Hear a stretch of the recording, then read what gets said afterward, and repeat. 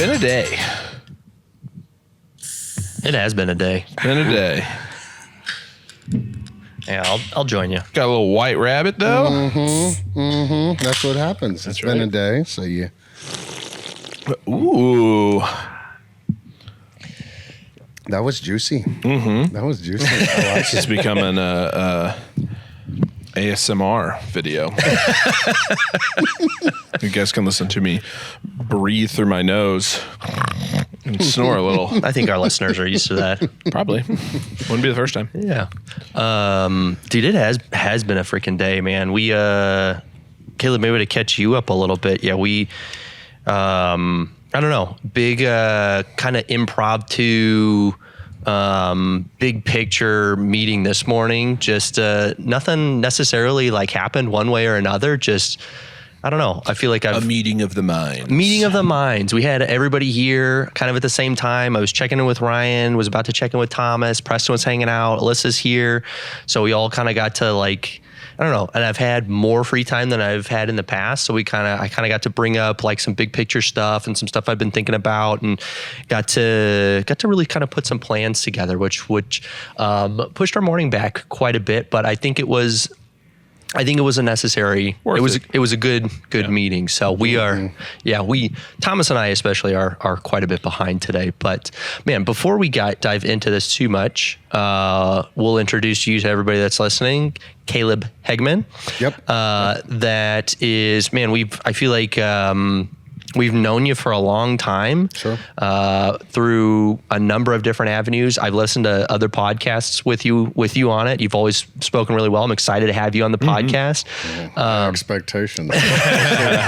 Yeah, if you underdeliver, we're not going to launch this. Neither will I. Don't worry. Wait, you watch them? No, I said we're not going to launch it. Launch it. Yeah, sorry. Yeah. I was No, like, we're just you not watch it? Ew. Well, just I not was gonna thinking release. the self-critique, the self-improvement, the stuff I know is back there when you're doing things. So I just, before we go any further with me, like, I guess what I'm hearing from you about what you guys said happened this morning is like, what I see on the outside is you guys been climbing up the mountain. You've been making strides, 1 store, 2 store, 3 stores, now the 4th, right? And I think you're going through another self-identification process where you say, okay, we're kind of on another precipice or a plateau, whichever what you want to call it, as you're climbing the mountain. And are we resting here or are we going to go further up? And so I know from what I feel like I see is that you guys are going to continue to move forward. You have bigger plans, not just from more sales and stores, but like more, how can we impact the community positively? What efforts can we drive forward? How can we impact as many people as possible? Because that's really the mission of what you guys do, even though it happens on a micro transaction level every day at the stores, right? That's the driving avenue for why you're doing this. And why I think a lot of people own and operate supplement stores is they want to improve people's quality of life and genuinely want to see people, improve from their help. The money and the success of that portion is a byproduct of the other thing, giving somebody else what they want, then you get what you want. So Yeah. just that's what I heard in the conversation. I don't know if I'm right or not, but like Nail on the head. Yeah, Hit it perfectly. absolutely. I like precipice more than plateau. I feel like plateau's got a negative connotation to it. But Sure. I would to sum up the improv meeting this morning, I would say it was what got us here won't get us there. Yeah. Was very much the tone of it. But yeah, I think we're at a nice point now where the Edmond store is open, and we kind of get to take a broad look at like, okay, not just hyper focused on Edmond. Let's look at us as a company as a whole. How do we get everything going? And I think you hit on something really well too that I think I've had to recognize too with getting bigger is that it has become easy for me to say, certain things are not as worth it for me to spend my time on. And there is some small things that it's like, man, I don't have the time in the day to be able to focus on certain small things. But it's no one big thing that got us here. And I think that will be the thing that stays the same and stays consistent as we go from this last stage to our next stage is it's a million little things.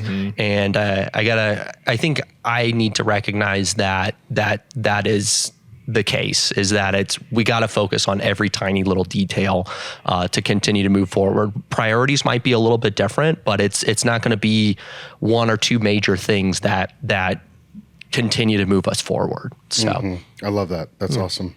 That's all. I would expect nothing less. But I think, man, you touching on, not just pushing more sales, but how do we impact the community? I think is a cool. That's a very cool way or I like that way of wording it too, because that is very much of our approach too, with especially over the last year of us focusing more on doing more charity work or doing more community events or just reaching different subcultures of the Oklahoma City market. So that is another constant thing or consistent thing that we've done in the past, and I think will remain the same. How we go about it might change, but moving forward, I think that will still remain a top priority for us. Absolutely. Can we pause 1 second? My mom is with Little Miss. You're good. She's calling me. She usually doesn't call. No, that's an important phone call. So I've got my phone turned up too, actually. So Alyssa's got Riley at home right now, and she started not feel super well, but Riley was doing well. So we're I've got my phone turned on too, in case the Roomba gets stuck anywhere. Or lost, or a classic Roomba emergency, or another toilet emergency. That, yeah. Did we ever say what happened? Not my favorite thing. We had a, like when you have like what is it, like a group of crows is called a murder, or like like a flock of sheep. What's a bunch of teenage girls called? A gang. A posse. Yeah, for real. Yeah, and when you've got a bunch of, a gaggle of teens that my wife is looking after. And there's a toilet emergency. Yeah, there was a close to overflowing toilet, but the nick of time. Dude, an apartment you've got hardwood floors too, right? Oh, yeah, that's dangerous. Yeah, and no windows that open in the entire apartment, so you don't want there's no airing that out. A whole gaggle of teenage girls and not one with plumbing experience, dude. Seriously, we used to be a proper country. Now look at us, sitting here with you got a vamoosh of teens. What's some good ones? I feel like. And not a one of them brought an auger. Makes me sick, to be honest with you. I hate to see zero plumbing experience. Luckily, I have experience in all things. You're pretty close to being unofficially HVAC certified. Honestly, I feel pretty comfortable with my way around a commercial HVAC unit at this point, which is an interesting thing that I never thought that I would. I'm just gonna. This is not for the audience because what can I do? I just want to show you what I had to unwire and rewire yesterday. That's pretty good. That's a lot of wires. This is what I got to unwire and rewire yesterday. Ooh. And she works. So Thomas is our handy man. Or handy man. I come from a long line of handymen. He's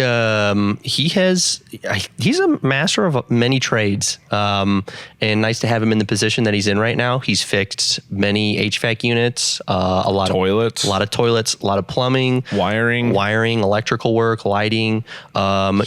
You did some legal work for us. I convinced a lawyer that I didn't convince. That sounds bad. I didn't trick him.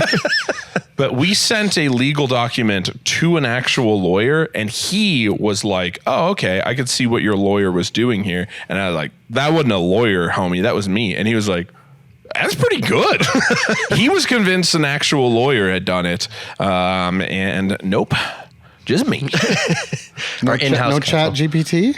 No. All from the brain? All from the noggin. That is impressive because ChatGPT wasn't much of a thing at the time, to be honest. Oh, man. Yeah. Watch out for this guy. You give me a broken toilet, I'll go to town. Everything okay with the little miss? Yeah. Just mom's getting her down and not used to being the one there for bedtime. So I usually do mornings and evenings with her, and then I'm at the store or my office during the day. So today, my mom is there while one of the days of the week where Kelsey works. She works a couple days a week as an MRI technologist. So she's desired to work. I think we talked about this before. And so we just said, hey, like we just make the schedule work. And so our parents, both of our moms, have come and help, one day a week or whatever, to kind of help. We don't want her elsewhere as much as possible, I think, right? Sure. And you never really think about that until you have a kid, and then you're like, oh yeah, I don't want her going anywhere. She's never going to leave anywhere until she's 21. And even then, she's going to have a chaperone, which will be me. So. Right, exactly. So I get that, and so you just don't think about those things. And now I'm just extremely grateful. I think becoming a parent makes you more grateful for your parents because you understand what they're going through, and then 100%. you want to do the best job that you can. So we're very blessed to have parents that help us and that have really that has made it so I can do what I do. Like, quite simply, everybody's contributions, like, it's not just I'm out here doing it. Like, everybody's contributions add up to me being available to come down and hang out this evening and like understand, like, that there's a value in everything I put my time out to do now. Like, that becomes even more apparent too. I think a parent as you become a parent. Right. Dad joke. Sorry, we're gonna get thick. Like, I don't know. You're allowed to tell those now. I know. It's like, dude, I should have brought my Birkenstocks. I'm surprised Kevin's not wearing his. Honestly, I used to come to work in those every day, but we got a little more formal. The Vans, got it. Yeah. These are my formal shoes. It is funny though. I think I don't have children. I was just, we were just talking while you were outside that, I've got a Roomba, so my phone's on too, just in case the Roomba's caught anywhere, gets stuck. Although the Roomba is misbehaving recently, knocked over luckily it's cheap, but it was still plenty, is a 6-foot mirror, knocked it over in the hallway, like just took its legs out, tabletop style, and knocked it over. And so I have one of those mirrors. I purchased one for my wife. Yeah. That. My that falls over, we're hurting. Yeah, it was, really it was, the mirror wasn't anything special, but my wife was home and thought an intruder on the third floor was coming for her through the windows. They had rappelled down and Jason Bourne was coming. So she freaks out, looking around, and then sees the mirror just laying on top of the Roomba, and then the Roomba pushing glass everywhere. And so, being as one does, she went and turned the Roomba off and then went back to the bedroom and was like, hey, we've got a deal thing. We've got something to deal with when you get home. And I'm like, cool. Perfect. And we sure did. That, like, so much glass. So you don't realize it's like a 5 foot by, 2 feet. It's like, that's a good size. It's good, It's a lot of shattered glass everywhere. 10 square feet of glass into as many tiny particles as possible. So then it's like our wood kind of has like little grooves in it too. So it's like, pick all the big pieces up, sweep what you can, mop, then like hand pat with the wet paper towel, and then mop. Oh man, that was an ordeal, dude. It really was. And that wasn't where I was going to go with this thing, but thinking about that, reliving that moment right now, it's really. It was not very fun. So we got another mirror for the hallway. So knock on wood that the Roomba doesn't attack again. Did you have any punishment for the Roomba? Yeah, usually heavy scolding. No treats. We don't put anything on the floor on purpose. No praise for a month. Yeah, no praise. You'll go sit on your charger and think about what you did. But what I was actually going to say is like we talked about this ad nauseum in the last podcast, but I think I'm sure as a parent, it's even more apparent. Gotcha. Got your back. Yeah. But is like you're allowed to have like 5 things in life that you do. I feel like 5's like the max. Okay. I like that premise. In the sense of like hobbies, work, people. Like it's all equates to like 5 total things, and so yeah, I know what you mean to an extent. You know, obviously a child takes up a big part of that, but it's like. You know, like you said, your time, you're putting things into things you have value in because there's not much else. You know what I mean? It's like you almost get to a point, and I'm sure it's much more even with children, is it's like, these are this is what I can spend my time doing because there's much greater value things that I can be doing if I'm just, you know, messing around doing nothing too much. Yeah, and to the degree in which you're doing them right. Like I think when you're younger, you're like, I can do anything, and that's very true because you're not skilled at anything, right? Or you're not desiring to be skilled at anything. Really, most people don't have that focus early on, and so like as you get that focus more and you do get that skill, you're like, okay, like this takes X amount of my day, and I'm going to be like, you know, anything approaching excellent at this. So like. I need to decide if I'm in on this or not, you know, and what else am I gonna dabble in other things? Cause I'm one of the dabblers. I'm an entrepreneur, love to dabble. Like, and it's like, hey, like, no, you should not start 3 companies in 1 year. That's a really bad idea. Like you're really not prepared for that. I've done that. Like that's, you know, and so learning some of those lessons where you're just like, hey, like your time is valuable. Use it correctly, you know, and try to do what you can. I think when you're wired as a people pleaser or a giver, you want to give, and then all of a sudden you realize you missed the call from the wife about something that was important, or you missed showing up to something or what have you, because the schedule got, and you're like, I can't operate on this. I do everything in my own time. Like you have to say, hey, like I would love to stay and talk more, but like I've got a jet, like, you know, you know, the boss, you know. Yeah. right. For real though. And I say that, and she's not like that, but like if you say it like that though, they understand. And then the pressure's taken off the situation. That's a hard thing to learn because you feel the pressure, but they don't. And so you have to find a way to let that loose and just say, I wish I could stay longer, but I just can't, you know, and and saying it in a funny way, you know, helps with that. You know? Yeah. So I think you can say that to most other people too, and be like, hey, like wife, kiddo. Yeah. Like you knew, like, it's not like you're not taking any phone call. It's like, okay, I got to make sure everything goes right with bedtime since I'm not there and Kelsey's not there, you know?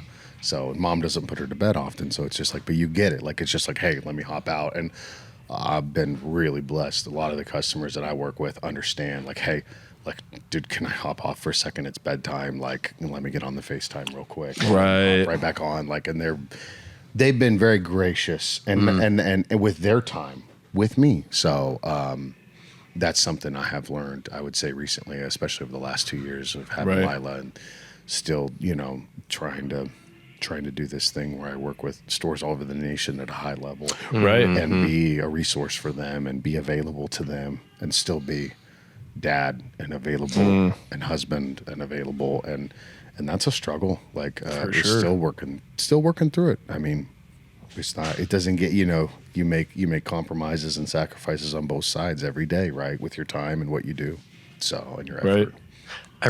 I remember my barber, this was a few years ago, and I think he still does this, but I probably notice it less, is he got a call from his wife in the middle of cutting my hair.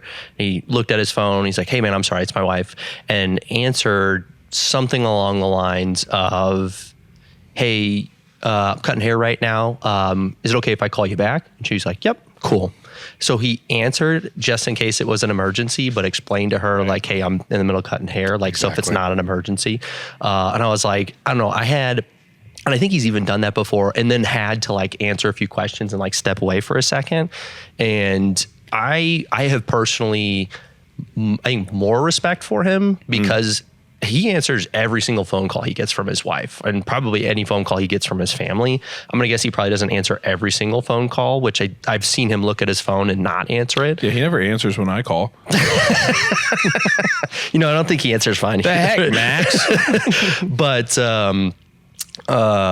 I don't know. I feel like that was really cool, and I started using that myself. Of when Alyssa calls, is, hey, do you mind if I call you back really quick? That way, it gives her the opportunity to be like, no, if she needs to. Right. But yeah, no, I think I gained more respect. So I would guess that there's probably at least some of your customers out there that have more respect because you take that time to answer calls and talk with your family and give that. So yeah, 100%. And I think like one of the things for me that has been really interesting, because no children, just the Roomba, we've covered that, but is you do notice, like, especially with Riley being around and me getting to feel very blessed personally how much time I get to spend with Riley. Your Uncle Tommy. That's right. But there is, you do start to notice, and also with talking about support systems, like you try, I know I at least attempt at times when I can to, hey, I can distract the gremlin. Come here. Like those kind of things where it is just those like, hey, I can tell when Kevin / Alyssa or both are, in the weeds on something, and it's like, oh, hey, like, I'll take Riley. I do also have the benefit of being Riley's favorite uncle, and she adores me as much as I adore her. But I can always get her giggling, and that's like, sometimes it's, and I feel like it's one of those things where that's all it takes sometimes, right? 100%. Like just that little, like, oh, she's upset, making a grumpy face, and make a grumpy face back at her, then she laughs, and then she's like, it's all good with the world. Okay, back to work. Like everybody pause, like freeze. Especially, in those moments where it's like, I'm getting a phone call, Alyssa has a super important email or super urgent email that just popped up, and it's like we're both like looking at each other, like hoping the other can like take the wheel for a minute or take, charge of Riley. And like most of the time, one of us can be like, yep, I got her, don't worry. But yeah, there are some rare moments where it's just like both of us are like, oh shit, we both have really urgent things that just popped up. Right. And then you've done really well stepping in some of those moments. Or just nice. Like just even when not, just getting to hang out and play with Riley anyway. Yeah. You know what I mean? That's like I enjoy that just as much. Mm-hmm. Yeah. It takes a village. Yes. Tell you what. So you guys not doing any childcare? 2 days a week she goes to an in-home. Okay. So like it's, we have had some of our friends, their kids go there, and she works with a lot of people in the medical community. So like they have used to different shifts and just not having a regular schedule. It's not a typical, place. So she goes there a couple days out of the week, usually just 2. And then she's at home with Kelsey the other days, or with my mom, usually 1 to 2 days a week. Just depends on the week. Like, it really depends. I mean, because Kelsey only works probably 2 to 3 days a week usually. So the other days are devoted to being around and being there. So, but yeah, it works out pretty good. But there are sometimes it definitely gets stretched when I am not there. Like for sure, that is the biggest stressor on the whole deal. And so and you're traveling a lot, right? Yeah, we've been putting the pedal to the metal pretty consistently. It's 50% of the time, but it comes in stretches. Like earlier in the year, I had a 6-week stretch where I was out every single weekend. But I was back on the week. Some of them, for some of them, I was gone the whole week. It just depends. Like, and then I had 3 weeks off after that. Like, so I will, and because I was burnt. Yeah. Back when we'd first met, when I was with Granite, I mean, I would go out for 10 to 15 days at a time and just hammer it, And so now we've gotten a little more targeted, and I kind of have a good idea of how long I can go in between calls, and maximizing the effort put in, and the spend of being on the road and the cost involved with that, like wrapping all that into something that consistently produces value back, right, as we grow the company and grow the relationship with the customers really first, honestly, like putting that effort forth.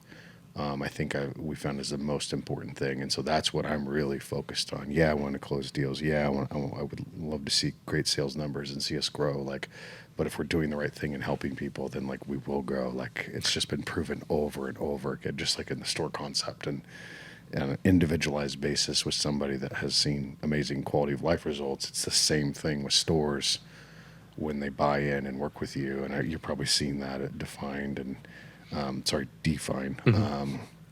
So yeah, it just that's what I'm focused on day to day. Like, still, even with the expectations to grow, like I just refuse to not let that be my core focus when that's been the reason why you've watched me on the podcasts and you've been able to see the social media when I post all the places that we go to and visit. Like, that's all because people have chosen to work with us because we, I think, approach it just, we don't have that many different products. We're not this, diverse, innovative, insanely crazy brand.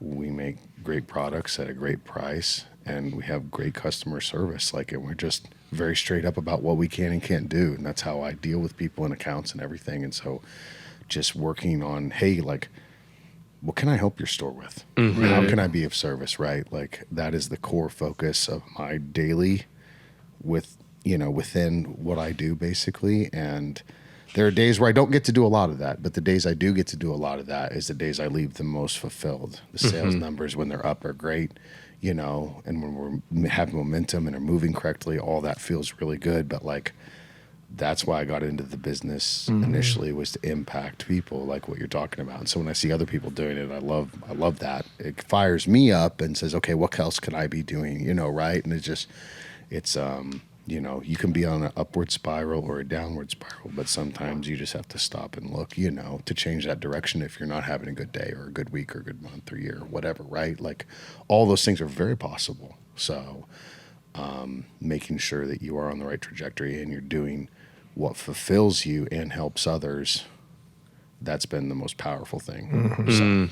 Well, and I think like you bring up a good point and kind of touched on it earlier that I think has been a really big philosophy of ours forever. It's a bit like, I think it's a new way of putting it, or like a way of taking what we have currently and applying it to our thought process. But, you talk about, helping people and then that helps us and, and then we can help more people. And, I do feel like there's so many times that people get so caught up, and understandably so. I mean, it's a business and people get so caught up on those numbers,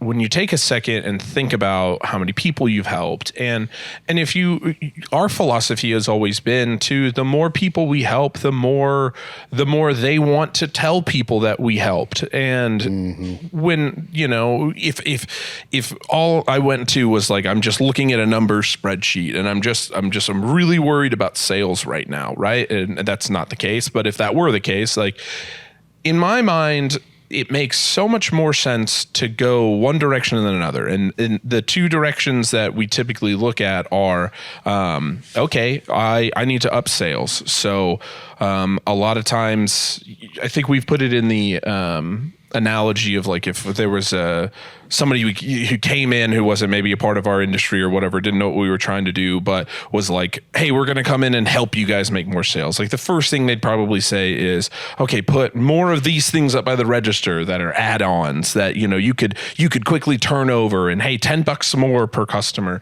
And I understand the thought process there, but I genuinely think it starts to fall apart when you realize that I feel like most people understand when they were just being sold an add-on, or we've always stood very strong on like, we don't sell people stuff they don't need. Like we're just genuinely trying to help. And the other option is, in 10 years of business almost, right? We've seen our level of success here, and we're happy, and obviously we want to see more success and more growth and more stores and help more people, all that kind of stuff. But in even 10 years in Oklahoma City, we've added 1.7% of the Oklahoma City metro into our system. the opportunity for growth is probably quite a bit bigger in that 98.3% of people we've never talked to than it is me selling you a $10, $20, something you don't really need because I'm trying to get my sales up for the day. Trying to squeeze more out of what we already have. Exactly. Instead of trying to squeeze more out of this person in front of me, how about I just do absolutely everything I can, including not selling them too much stuff that they don't need, or even talking to somebody. One of my favorites, and a thing that happens quite a bit, is people coming in who want a lot of things. And it's like, this is great, but let's say your goal, you're 55 years old and you are trying to lose weight and you haven't had your testosterone checked and you're not sure what's going on.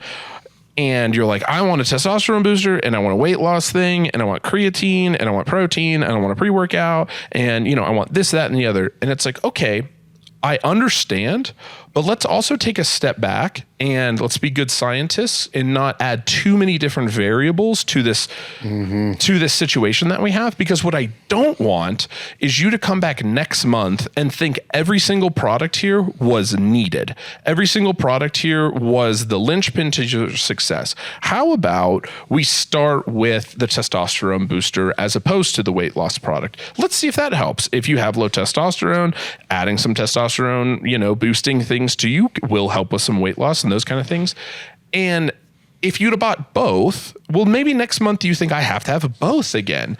When in reality, maybe one or the other was the major dial mover. And obviously this is just an analogy, but at the end of the day, it's like, I want you to be using the things that make sense for you, that aren't going to cost you an arm and a leg. And I wholeheartedly believe that if I do that, I help you with your nutrition, I help you with all these things, and you see genuine results, that person won't be able to help but be excited about Triad and the services and the things that we've done. And that usually looks like telling, that maybe they have a coworker who's kind of going through a similar thing. Well, then it becomes, go see my guy Kevin at Triad. He's my boy. He will take care of you. He is taking care of me. They're not all about just trying to sell you everything in the store. He even had me put stuff back he didn't think I needed. Mm-hmm. And that's why they have my trust that I'm going to proxy give to you, and you should go in there and talk to them. They'll take good care of you. And it's like, if our goal is growth and our goal is, growth, it looks like more sales, is, in my mind, it is not going to be that extra $10, $20, $30, $40, $50 product. It's going to be, I'm going to treat you so great. I'm going to do everything I can, go out of my way to make sure that you can't help but want to tell your friends about us. Yeah. Then you've done your job. Amen. Mm-hmm. I love that. That selling 10% more to a customer, to every single customer, if we could sell 10% more, $10 more, maybe not even $10 more to every single customer, yeah, that's a substantial increase. But we could see the same amount of increase, this is quick math in my head, if we just took it from 1.7% of the metro to 1.9. Right. It's just 0.2% more of the metro. Or even just adding in more customers to the top 20%. Yeah. Like even smaller chunk of the demographic, right? Like, right. So yeah, there's so many ways to slice it. You hear a lot of things, AOV and turns through the door, people through the door, and all these metrics, and there's something to tracking that, absolutely, to a degree. Like, but it's like, if that is your defining metric of success, like, man, this is a people thing. Like, and I'm not here to serve a metric. I'm here to serve people, right? Because people are what come back and buy again.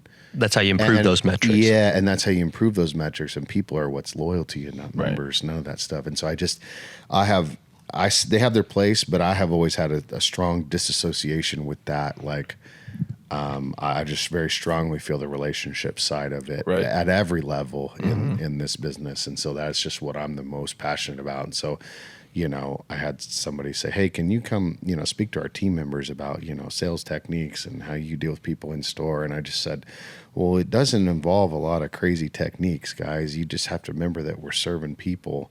And if your desire is to be of service at a high level and you're focused on doing whatever you can do for them that day that improves them, a lot of the other things take care of themselves. If your knowledge base is secure, you can just even go ask a question to somebody that you need to find that information. Like, So I've always struggled with that. And I see businesses, especially in our space, on both sides of that.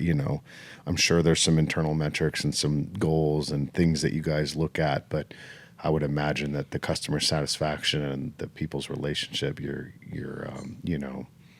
the interactions, the quality of that, all that stuff ranks higher in terms of how are people happy with us, and how do we continue to keep people loyal to our brand, if we're focused on these numbers instead of just focusing on, hey, like, let's just focus on people. Right. Well, it's like you said, like when you said, you talk to these people, people you're working with, and it's like, it's not, hey, how do I get 10 more cases in there next week? It's, hey, what can I do to help your store? You know what I mean? Like, I think that is like a lot of times the difference, like the need for the stuff long-term, if you have good things that you offer. Right.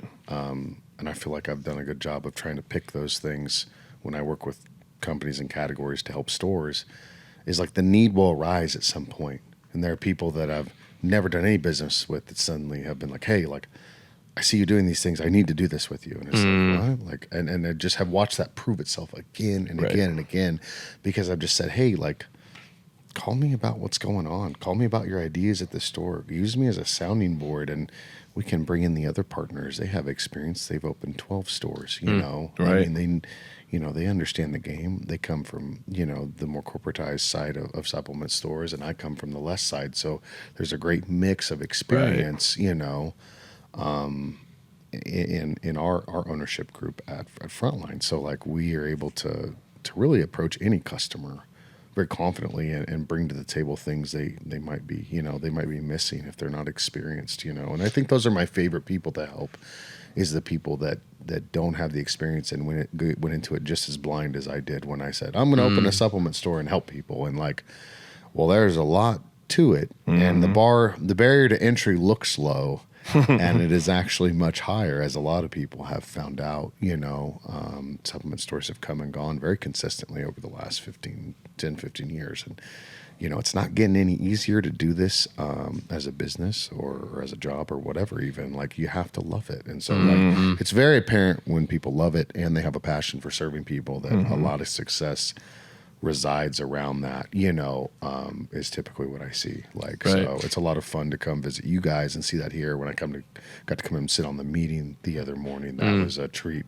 Don't get to do that very often. And just is very apparent that everybody in the room was pretty focused on serving people at a high level, and that, everything else was kind of detail oriented beyond that, which is another, thing that escapes me sometimes. Definitely had some nice insights from that, so I appreciated that invite. That's a lot of fun for me. Appreciate you joining. Yeah, it was great. It was awesome. Yeah, you mentioned stores getting too focused on the metrics, and I think it's so easy to find yourself in analysis paralysis and not fully think through what this, if you're trying to improve metrics, you don't think fully through the solutions. I think you might find good temporary fixes, but it's tough to maybe find great long-term ones because those are harder to track on the metrics. I look at it like kind of like a baseball game where the scorecard and all the averages are important, but when you go to practice, you're not just sitting there looking at data the entire time. You're working on your swing, you're working on your fielding, you're working on the things that actually change those metrics. And I think we've got a pretty good balance, especially as of recently, where we've implemented more things on our metric side of things to show not just sales, but like really tracking more of our customers in the door, which has always been tracked, but we're showing more graphs to that. Tracking returns, so how satisfied are people with products. We're getting to track like our quality products, like our percentage on those things, like how well are we doing recommending good quality products in the store. and a number of other metrics, but at the same time, that's a once a month thing. Gets passed to the managers. We take a look as a whole. Hey, here's what we think's kind of going on. It tells a little bit more of a story about what's happening, what's working, what's not working, and then we get to dive into and work with our customer service modules and our community outreach plan and things that we're actually doing to be part of the community and help the community, not how do we sell more and change these metrics. Right. So that's our practice. So Yeah, more action, less analysis. yeah. Right. Yeah. It's like a funny thing because like my first thought is, if you were to ask me, someone was like, hey, how do you raise, your metrics or how do you raise your sales? It's like, okay. How many customers do you remember their names? How many customers do you remember something about their life? How many customers follow you personally on Instagram and you them? And, how many, there's a million, that I can think of, but it's like, how much can you tell me about this customer? And when I say that, I don't mean what supplements do they take, what's going on in this person's life. And that takes time, but with time is opportunity to create those kind of connections and those kind of, I've met some of my best friends in the world who have walked through those doors, and I'm pretty sure all my friends in Oklahoma City. Literally, though, it's like, the co-best man at my wedding wouldn't have been the co-best man at my wedding if he hadn't walked through the Triad doors, right? Yeah. And so it's a very interesting thing that I feel like people, I don't know, but I'm hopeful. I wish people thought that way more in business of like, how many opportunities, and that's a huge part of our training is like, are you taking your opportunities or finding your opportunities to learn about these people that choose to come and spend time and money and trust and all of these things in us? I think we can invest back enough to learn who they are and what they're about and what they do with their lives. And, it's amazing how, people always have said that, online sales are going to be the killer of supplement stores. And yeah, if all I do is clerk you, if all I do is stand at the register and boop, boop, all right, $32.50, bud, have a good day. Yeah, I will. I'm no different than online. I'm more inconvenient than it is to shop online. But if, you walk in and I'm like, oh, Kevin, what's up, man? How's little Riley doing? Like, she doing good? I know you guys have been really busy, but looks like you guys are having fun. I saw on Instagram the other day that you guys were at the pool. Like, man, that looks super fun. She looks so cute out there swimming. Like, looks like she's getting more involved in stuff though, man. That's super exciting. How's all that going? That is what people want. That is what people crave, is a human interaction that is just so gone anymore. Right. Yeah. Like far beyond the surface level. And I agree. I say all the time, people want to get their problems solved by other people. That's why they come into a supplement store. So when they could buy all the other places, and sometimes they will. We know that, unless, Kevin's, doing Uber at night, delivering hand-delivered packages, that it's probably not going to get to their door as fast as Amazon or whatever they have going on here does it, right? I've done a little bit of that in the past. I have too. I think on. that's what you do when you're starting up. You're like, I will get it to you faster than anyone else. It will be cheaper, it will be faster, and it will be better quality. Even though that's not possible, it will happen. We will outwork everyone else. Then after a couple months of that, you're like, we will not outwork everyone else. We will only do that part of the time. We've gotten past the days where it's like we've been open for 10 hours. I haven't seen a single person, not made a single sale, and one person texts me, "Hey, I want this, but I haven't had time to come by. Can you deliver at the gym?" Boom. Yes, sir. You will be our only sale today. I'm on my way.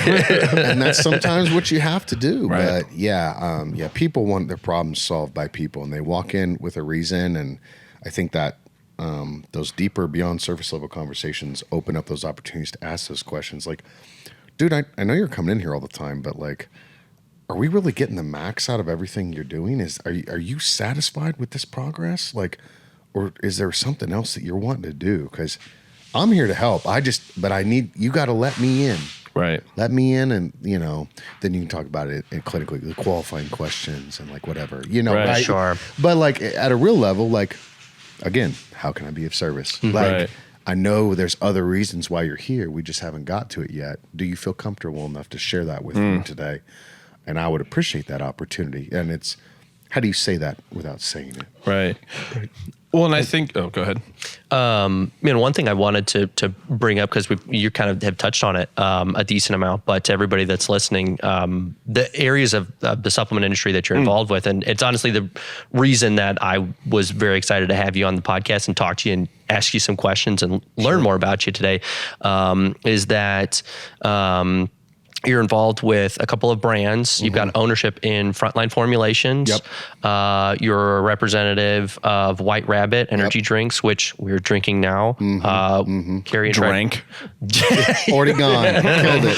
I am almost done with mine. I've liked them way more than I would have thought, to be honest. I thought that we had some employees that were interested, and they were very different from traditional drinks and all the other energy drinks that have flooded the market in the last decade. And tried them because I wanted to try them, before we brought them in, and we did quite a bit of research on them before we brought them in. Preston did quite a bit of research before we brought him in. I'm not surprised. He's on it. He's a really big fan of them as well. He'll sneak away over to the store a lot and come back holding the White Rabbit all giddy. Preston, get over here. Sit in Santa's lap. Tell me what your favorite flavor is. Raspberry lemonade. Okay. That is not my lap, buddy. But no, they. I think they affect everybody a little bit differently. I have noticed that I am very calm when I drink one, and not anxious. So I like having one more in the evening time, like going to the pool and sipping on a White Rabbit while I'm pushing Riley in the stroller. I will go float in that water and just, dude, it's so nice. But I've liked them a lot more. I have a case in my fridge at home right now, actually. So, I had the same experience. That's the whole reason why I ended up working with those guys is, one of my friends is helping them with sales and just said, dude, I need you to pilot something, try this for me. And it's a sales rep thing. We do that for each other. And I am in a unique position that I have the store, obviously, which I'm sure you're about to touch on next. I'll pilot things and try them. And he just said, just try them. So I brought him in. I was like, this is pretty good. I'm in a pretty good mood. Okay. I'm like, all right. And then let some people try them. And before I knew it, he had given me a couple of cases and they were just gone. And I was like, damn you, I'm going to have to buy this. You got me. Okay. All right. Let's try it out. And just from there, it just grew just at our little store. Connected him with a few other people I thought it might make sense at. And then it just turned into like, dude, you just want to come help out? That's awesome.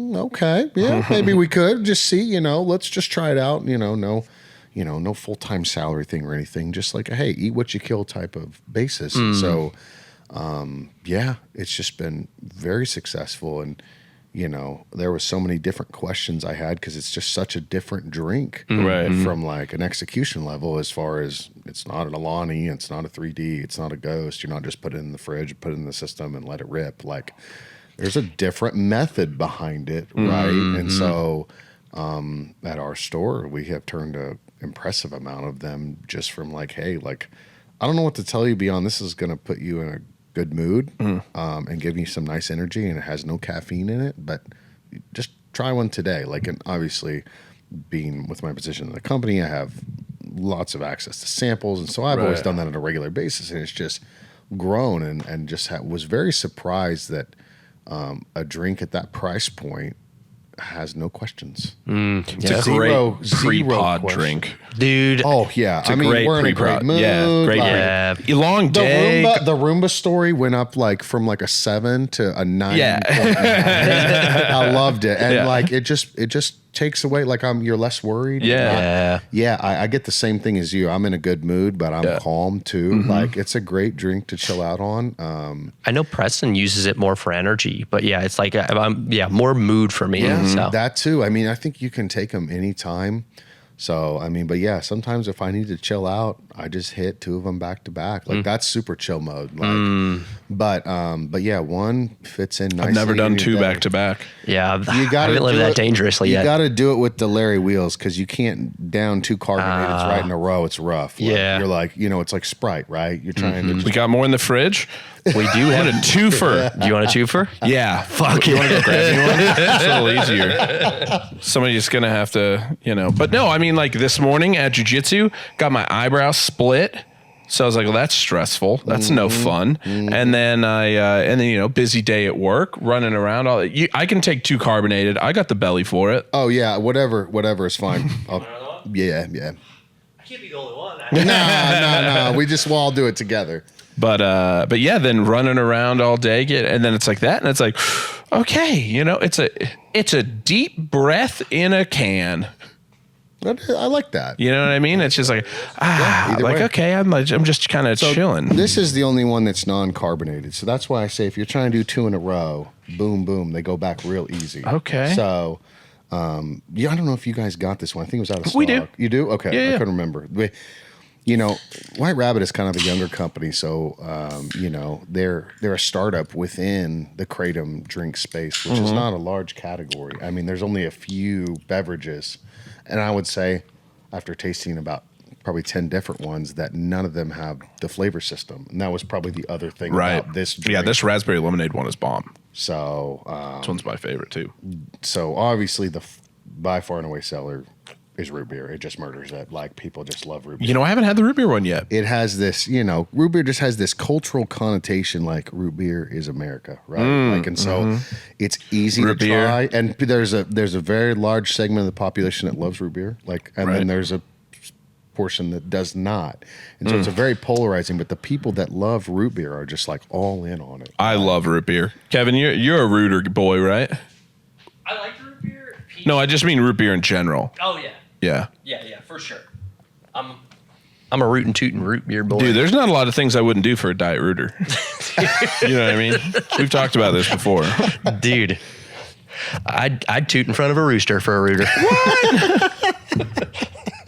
Okay, so A what rooster toot for a rooter? My God. what diet root beer is the best? A&W. A&W Zero. Yeah. A&W correct. Zero. Correct. Fair. Correct. Yep, agree. You're not a mug guy? No, I've had it. There's just something about A&W. It's got that little extra. I mean, and I'll get, I mean, I have some Virgils, even for like the sugar. I don't like to drink the sugar, but I'm on any of the sodas. But I make an exception for root beer for I get it. obvious reasons. A soda heavy. It's tough.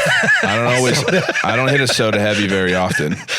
I had a Gatorade heavy the other day, and honestly, it was after jiu-jitsu, so it was like perfect. I'm like, I can have the carbs right now, and like I was buzzing, dude. It was great. Dude, yeah, that'll get you. Especially if you've got if you've been following even somewhat of a decent diet and haven't had copious amounts of sugar, yeah, you hit that and you're like, Oh yeah, 60 grams of carbs. insulin, Let's crack. dextrose straight to the dome. Yeah. dude. You're like, Asleep. Yeah.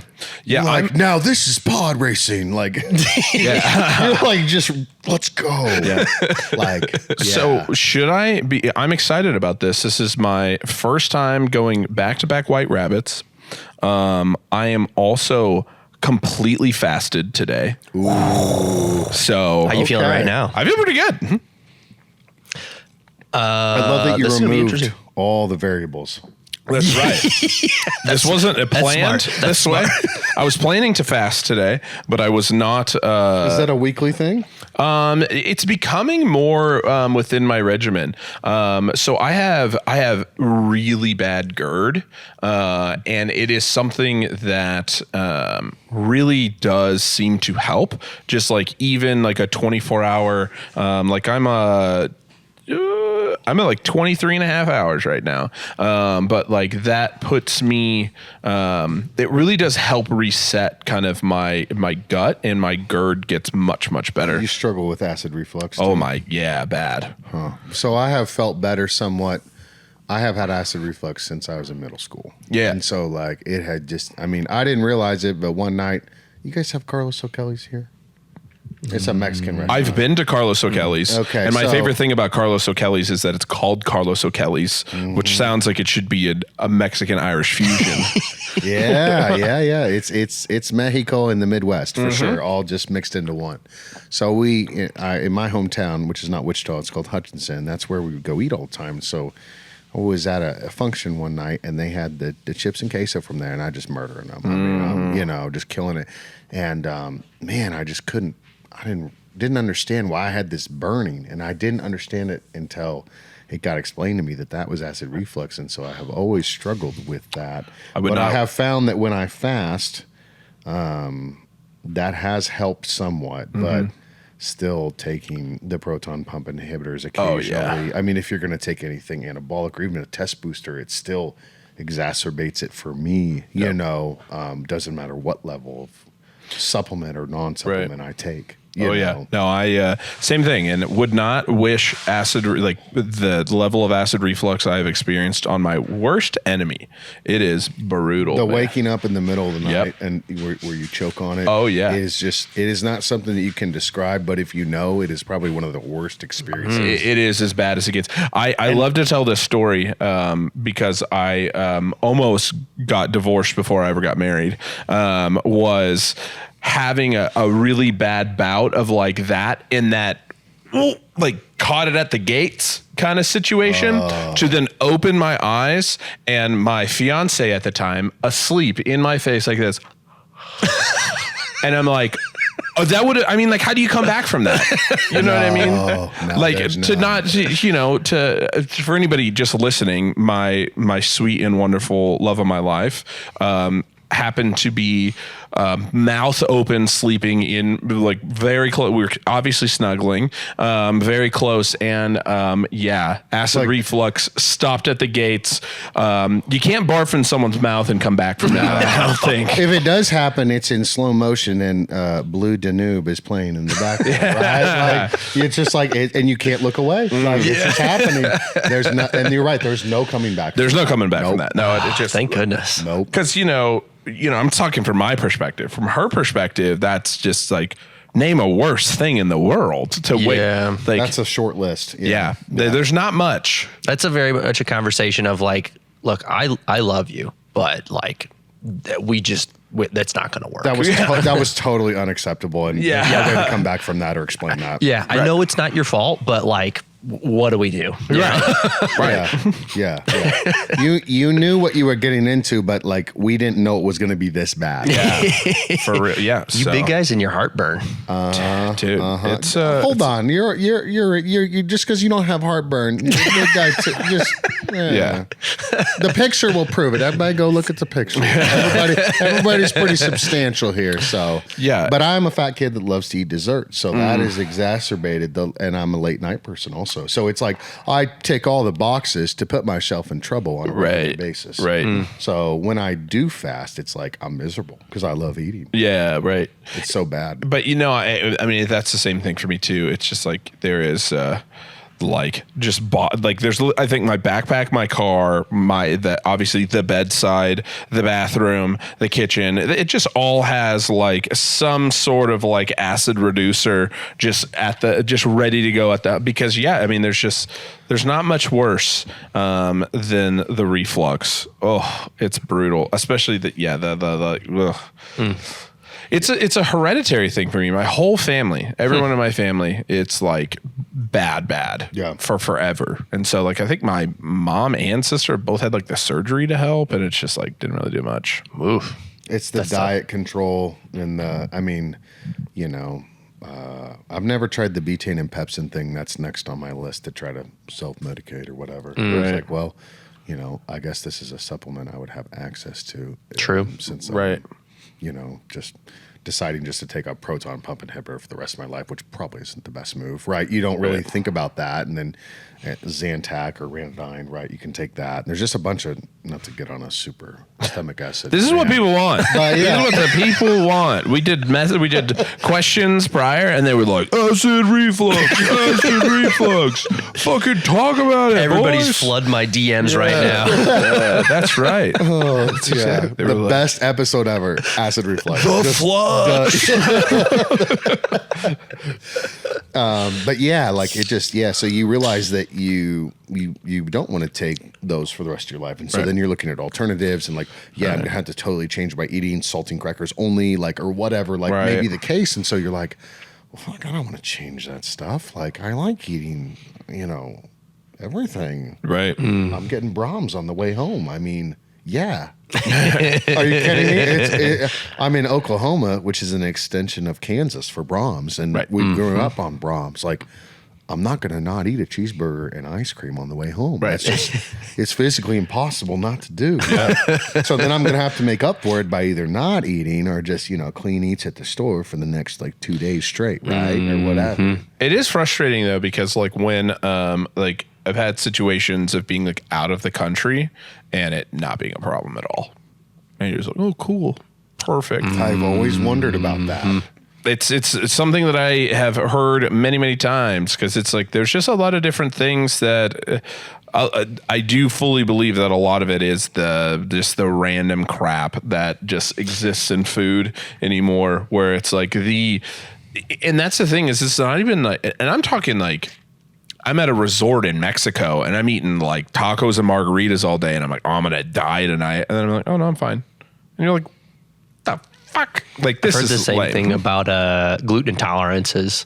Yeah. Like going over to Europe. Yeah, I've heard that too. Yeah. Like, so it just like that type of stuff. I think the older you get, the more you think about that. And you're kind of like, man, like, what are we doing? Like, and then just, what are the alternatives to this? And so I think also another part of being a parent is that you are very dialed into what your kid's eating more than you are by the degree of like 5. Only 5 things. Well, the only 5 things you're dialed in on all those things. There's no room for anything else because you're worried about what the kid's eating. That would 100%. That would leave Riley with like one thing she's allowed to eat then. Because I think you're up to 5. And Alyssa's a picky eater. Yeah.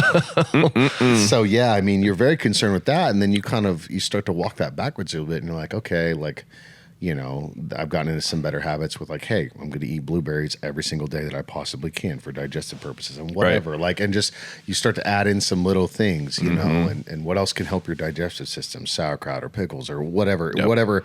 How do you neutralize the acid? With a base, and like then you start thinking about those things more, and then you're like, you have this special diet dialed in, and then all of a sudden, like life calls, and you're busy, and it all gets thrown out the window, and it's so hard to maintain that, like.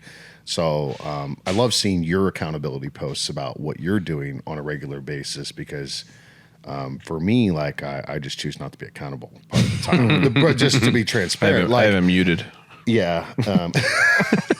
So like the fact that you can operate at that level and do those things is awesome to see, because there are some times where I'm able to and other times where I'm not. And I know it's a force of will thing and a decision every day. Like, and that's just an area where I'm striving to improve, and seeing other people be excellent, like inspires me. So whatever that was excellent too. I don't know. Yeah, that sounded like a. Did you hear? It said like a little riff, Was it the tape gun? probably I was, don't know. but it sounded like a little singing. I think that was what Preston does when he goes out in the late night. He drank 2 white rabbits as well. Back to back. Yeah, it is. It's very interesting, though, and this is going to get me on a whole nother tangent here, but like, I really do feel like for me, most of the time is just the more basic, in not like a bad way, but the more like single ingredient foods that I can eat. Those, blueberries contain blue, like that's like perfect.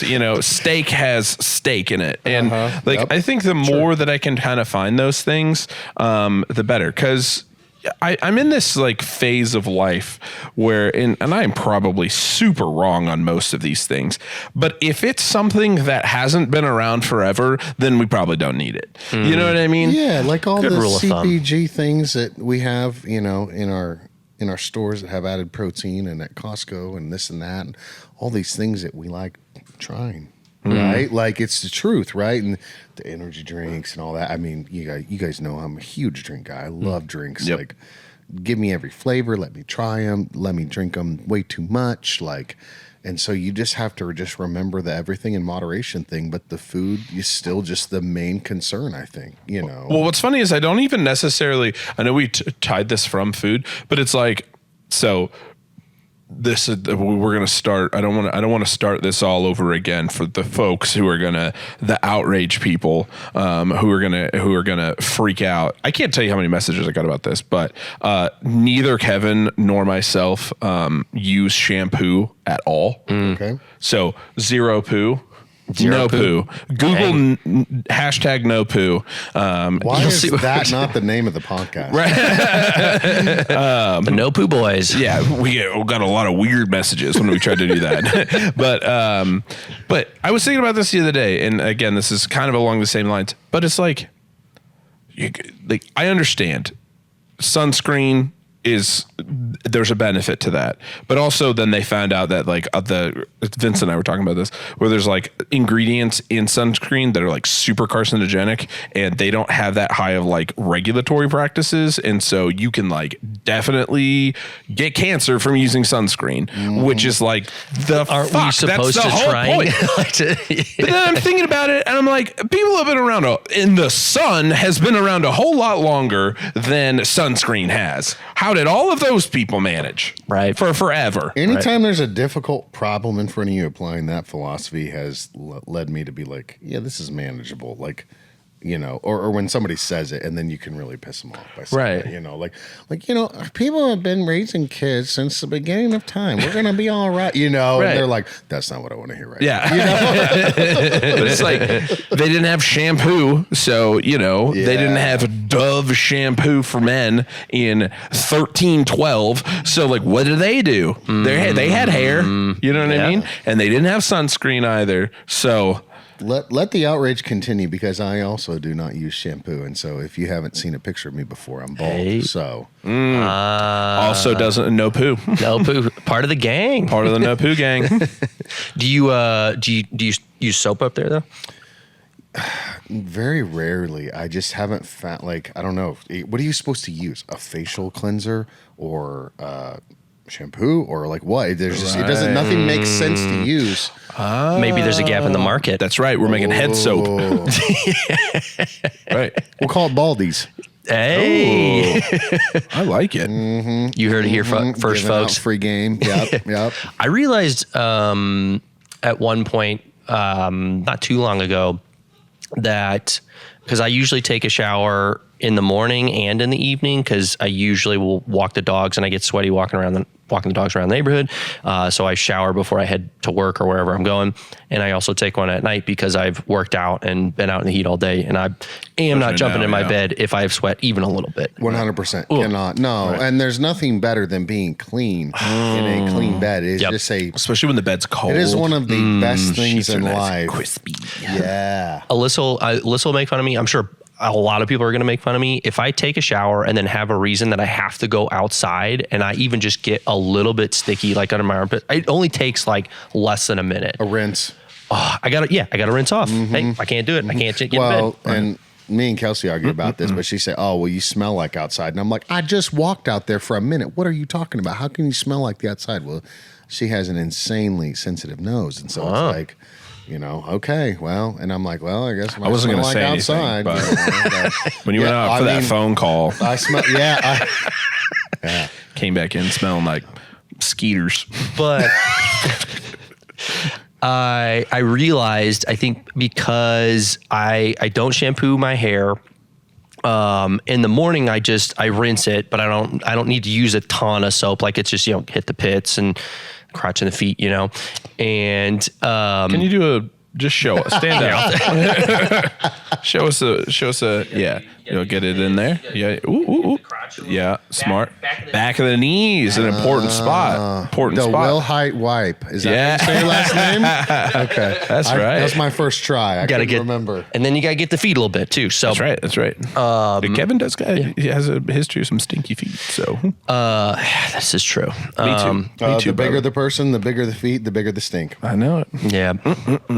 But I think it probably stems mostly from like just rinsing my hair year that I don't really feel like I rinse my face. I realized after about a year I hadn't used soap on my face. And it finally, I finally recognized, I was like, because I always just assumed like, oh, I'll just hit it like in the evening, or oh, okay, I'll just hit it in the morning. And I just didn't for like a year. And I think I finally like started like recognizing like, I don't think I've had that much acne. My skin doesn't feel like greasy. It's probably been, no, I take that back, because don't kill me for this, but I did use sunscreen on my face a couple of times when I hit the pool. I used sunscreen yesterday at the pool. Yeah. But like, use some soap for that. You're but, white. It's okay. I will burn. I will burn. Yeah, I was going to say, real you're bad. very fair skinned. Like in the I don't get freckles, sunburns, for sure. so I think that's probably part of why I feel this way. Yeah, dude, I probably go like multiple years at a time without using soap on my face, and it's like I feel like it's been better. Dude, because again, I think like, it's a guy thing. It's very easy to just be like, what do I need this for? Like, It's- you know, like, yeah, the bar soap cleans like the body, and then you're just like whatever else. If you have a real problem, then you address it. But otherwise, it's like, Right. See, I think it's the thing that helps the problem, because looking at you now, there's like you're very matte, right? Like you're very, there's no like grease on your face kind of thing. And so I think it's one of those things similar to the shampoo thing, because everyone's like, doesn't your hair get greasy? And it's like, not anymore. It doesn't, because I'm not stripping the oils from it to make it overreact and create too much. And so I think you got a thing going there with the face. Pretty soon you're not gonna be using soap at all. I've heard of people doing that. What was it? Austin, I Maine? smelled it. Austin, Maine posted something not too long ago, and I love Austin. He's always doing freaky shit on stuff though. Like he was doing a like a 52-hour like food, soap, and deodorant fast or something like that. And it's like, it's something about the buildup of stuff in your system. And yeah, I mean, You probably stink through that period of time, and it's probably a rough.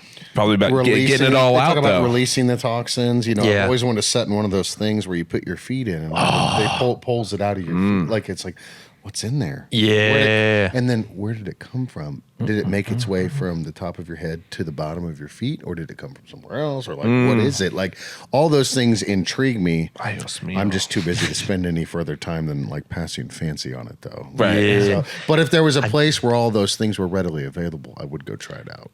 Another gap in the Another- market. I can imagine a little shop in the mall. All the things that have been advertised on Instagram, as seen on Instagram. I thought you were gonna say The blue teeth gel. Yeah, the ear cleaners, Yeah, the scoop. with the scoop, with the yeah. camera. Camera scoop. Yeah. all those things. Yeah, I'd go there. I thought you were gonna say it would was have just gonna to. be like toxin pullers and head soap. Yeah, You know, you call all it head and pulleys or something. Hey, You might get people thinking you're doing something else. So. This is true. This is true. Tugging those toxins out of you. Just like BJ's, right? Yeah. Everybody loves to say it. Right. It's perfect. Yeah. Yeah. Where do we go from here? Man, I was going to say this has been a solid whatever span of time it's been of like everything but when I'm sure your agenda was. But that's the great thing is when you get on and you're talking with good people and like the conversation flows, like right. And obviously all of us here know how to talk at higher than a basic level. We're all social people, like, maybe not by design, but out of need and then out of just like practice, right? From being in stores. Yeah, and so it's fun to interact with people on this level. I think that's the part I enjoy most about the podcast is you get more than that surface level interaction that you do. Even like the few other times I've visited, it's hard to get below that. That's why I love going to dinner with people, like and doing some of those, anything offsite, anything where we can just go be some humans. Yeah. Like, that's a great opportunity to build the relationship again. Like, and somebody you kind of give them an idea of what's important to you, like beyond the work that you're doing, and they give you an idea of what's important to them beyond the work that they're doing. Because we're all working, right? Like, but we're all also passionate about things, so it's just always cool to see other people's perspectives. And I think that's the best part about the job is the human learning about the other humans and what they're doing, and like, because we're all so small. We're all small parts of the these big things that happen, and it's easy to get caught up in our own space, and then but hearing about somebody else's space helps you take a step back, and also leads back to that interaction where it's like, genuinely want to know like how pursuing XYZ new skill for you, like when and like what you're getting out of that, and like, was that rewarding or was it hard or was it easy? Like, what are your thoughts on it? And like that type of stuff is fun. Like that's a huge part of like Kevin had kind of touched on earlier, like customer interaction modules and stuff that we've created. And like, one of the things that's super important, and I feel to be super important, is to find ways within the conversation to show somebody that you actually care what they're saying, right? Because in today's society, there's so much of, hey, how's it going today, man? What's your normal response when you walk into Lowe's and someone says that to you? Oh, not much, dude. Yep. Or doing good. Or doing good, yeah. Yeah, like whatever, right? Yeah. Those kind of like, this guy doesn't really care. He just has to ask that question. Right. He has to acknowledge me or he gets in trouble, right? And so, and that's something that I feel like I really enjoy sometimes, almost to like a sickly manner, I guess, when somebody's like super caught, like shut off, like in the store, and you can tell they don't want to talk. Is like it's gonna feel so rewarding that you unlock. Right, that like for I want them. to. I love getting someone to break down, like not break down, but like open up, break them down, crush them. But is like getting somebody to open up finally, and one of the easiest ways to do that, or hey man, how's it going today? What are we looking for? Oh, nothing. I'm just looking. Right. Okay. That's a common answer. And I understand as a consumer myself, I am that guy a lot of the time because I know that you're just making friendly, whatever. Checkbox. Right. And one of the big things that we train and talk about is to like almost double down in those situations, because what you're really doing is showing this person that like you care, right? So one of the most common ones I feel like that happens is, hey man, like maybe you ask them like, hey, you looking for anything specific? Like, oh no, I'm just looking. Oh, nice, man. Hey, it's Friday. Doing anything fun this weekend? Is like such an easy thing. And 99% of the time, especially if they said, no, I'm just looking, is they go, oh no, nothing. And then my typical response a lot of times in those situations is like, man, isn't that the best kind of weekend though? Like we've been busy just opening up Edmond and like I'm ready for a weekend when I don't have anything going on. That's such a nice time. We've just been busy on the weekends. And how many times somebody was like, well, actually we're not doing nothing. Like we're going to the lake this weekend. Oh, nice. What lake do you go to? Oh, we go to Eufaula. And it's like, oh, I love Eufaula. You guys do anything out there? Wake surfing's the big thing right now, I feel like, and they're like, oh yeah, we do a little wake surfing. It's like, yeah, I grew up doing wakeboarding, so I've never wake surfed. It looks fun though, but I know there's like quite a bit less chance for injury because I'm the idiot who's trying to do the backflips and stuff on the wakeboard and not nearly good enough to do those kind of thing. And they're like, oh yeah, my cousin broke his leg or something doing, wakeboarding one time. So we kind of switched over to wake surfing. It's like, oh, that's fun, man. Dude, I need to get to the lake. Like it's been so warm out. It's so nice. I haven't had a chance, again, just being busy opening a new store or whatever's going on. And then they're like, yeah, that's, man, I really was interested. I'm trying to look for, I'm looking at protein, and you're like, bang. That's how we like. Sometimes you got to take the long route, but then at the end of the day, when that customer leaves, and maybe the next time I see them, if I can go like, hey man, how was the lake? I know last time you came in, you were about to head to the lake. The best response would be if you just went straight to the lake. Like stop right there. Dude, you're right. Later, guys. Take your name tag off. But like, I totally get what you're saying, because one of the life's greatest joys is he didn't want to tell you anything. He felt uptight, right? Mm-hmm. And first of all, I want you to tell me. You're going to have to tell me shit if you're going to be here. But number two, like, let's unwind you, man. Like, let's make sure you're comfortable here and that you feel like you did come in. You trusted us enough to come in. Trust me enough to tell me. Yeah. Right? And you just, however you can unlock that. And so, like, I guess my method has always been somebody comes to the store, like, hey, you know what you're in for today? Like, what's going on? That type of thing. And kind of let them just be quiet. And so I've always been the non-approach. I say, hey man, take a look around. We got some different stuff than you may see at other places. I don't know. If you have any questions, I'll be over here. And so you let them wonder just a little bit. And then after a couple minutes, you see if you can find that point of commonality, that one where you're able to zero in, right? They pick up something like, oh, have you ever you ever tried that before? Like, you know, like Right. you kind of pop back in, you come physically back into the space after being off, you know. And so I just have always found great success with Right. that, and just kind of the circle back, like let them settle into the environment, look around, and like, you know, Get comfortable. Yeah, get comfortable Right. again. Like, but yeah, the greatest joy is getting somebody to unlock. Right. like It is a that. challenge, man. It is a fun is. challenge. And some are really difficult. Yeah, And I feel like- some of them it takes multiple interactions or Yeah. trips back in, but if they come back in after one, Yep. you already did something. That's just you're having to ascend to different Right. levels and you know manipulate things differently in the conversation and just kind of how you approach and just be real. Like, hey, like it's not a big deal to me if you don't say anything to me. Whatever, not a big deal to you. Right. Like, Yeah. no worries. Like we're here. And We'd I love think- to talk to you more, but it has to be something you want to do. Yeah. One of the secrets that is so important when it comes to like these customer interactions, at least for us, and something that we train heavily, is to show that our questions aren't shallow. Our questions aren't to check that box. I'm asking you what you're up to this weekend because I'm genuinely interested in what you're up to this weekend. Or I'm asking you questions because I genuinely care.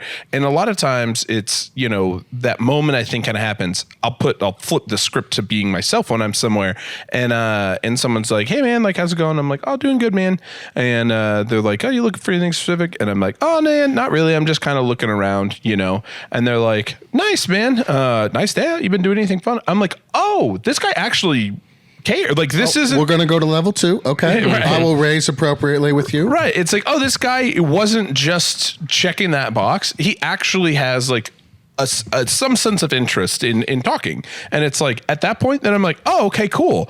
Now I understand what's going on here. Like I understand that like you are actually asking questions because you're interested, not because you have to, or like you think, you know, you're just not being impolite. You know, once you kind of get that, like you almost double down a little bit into the asking these questions. It's like, oh, okay. Then I'm like, yeah, for sure, man. Well, you know, I'm doing this or whatever. It's like I'm much more like apt to have that conversation once somebody is in that like, okay, I'm trying to show you I'm being very genuine with this. Like I'm trying to explain. I'm trying to in some way like show you that I do care, and that's why I'm asking these questions. If all I had to do was greet you and then go hang out at the counter, that would be, I obviously wouldn't be doing what I'm doing now.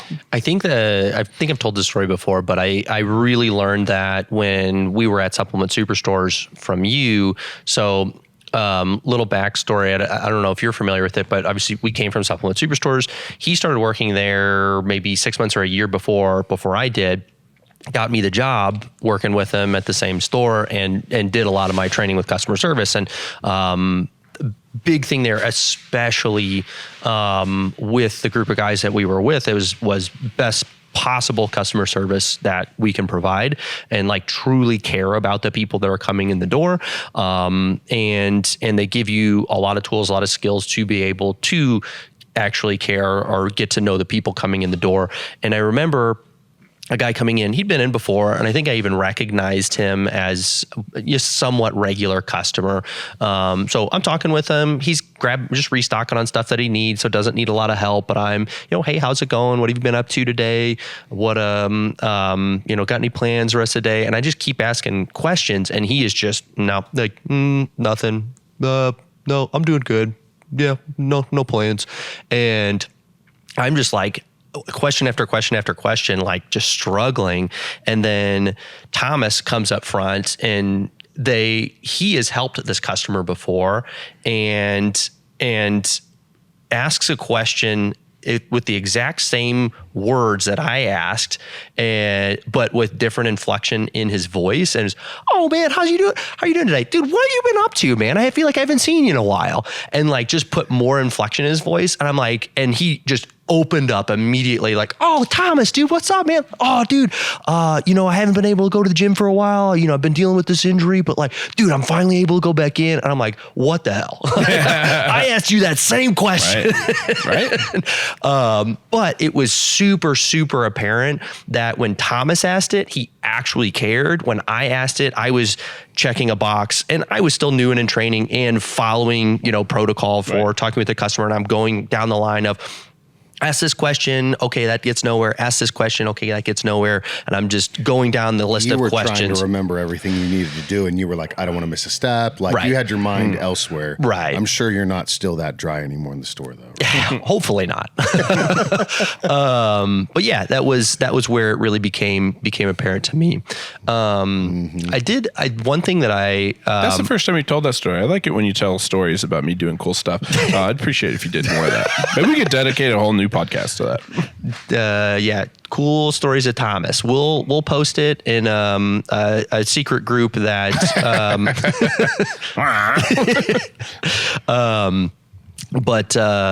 man, I think one thing that I've thought is really cool, following along with you on social media and getting to hear from you even in person with your approach to the stores, which you were talking about earlier, is less about how do I get more cases or how do I get more products or more inventory in here and moving. It's more about like, hey man, like, what are you guys doing? What works for you? Is there anything I can help with? And I think that's an awesome approach and ultimately helps, because if your retailers do better, you do better. But with you owning a store yourself was, I think, a big reason. Too strong. Too much White Rabbit. Is I think you might be the first store owner, a supplement retail store owner that we've had on the podcast. Or am I I believe you might be the first one. Yeah, I can't think of anybody else. I thought you were about to say I was the first one with a brand. I was like, there's no way. No. Like that's where my mind went. So, yeah. Well, I appreciate that. Appreciate the honor. I've always wanted to be on here. No lie. So okay, it's a privilege to be here, like, honestly, with you guys. So, and I think, I've done some things vastly different than a lot of people in our industry, probably very unconventional route to everything. So, had no sense of the corporate structure at supplement superstores or 5-star or GNC or Vitamin Shop, just was unsatisfied with the choices I saw in the market and just wanted to do something different, and just said, I'm going to open a supplement store and I'm going to help people, and we're going to have badass products and the best prices and the best quality and and all the things that you say, and the picture that you have in your mind when you start a business is one thing.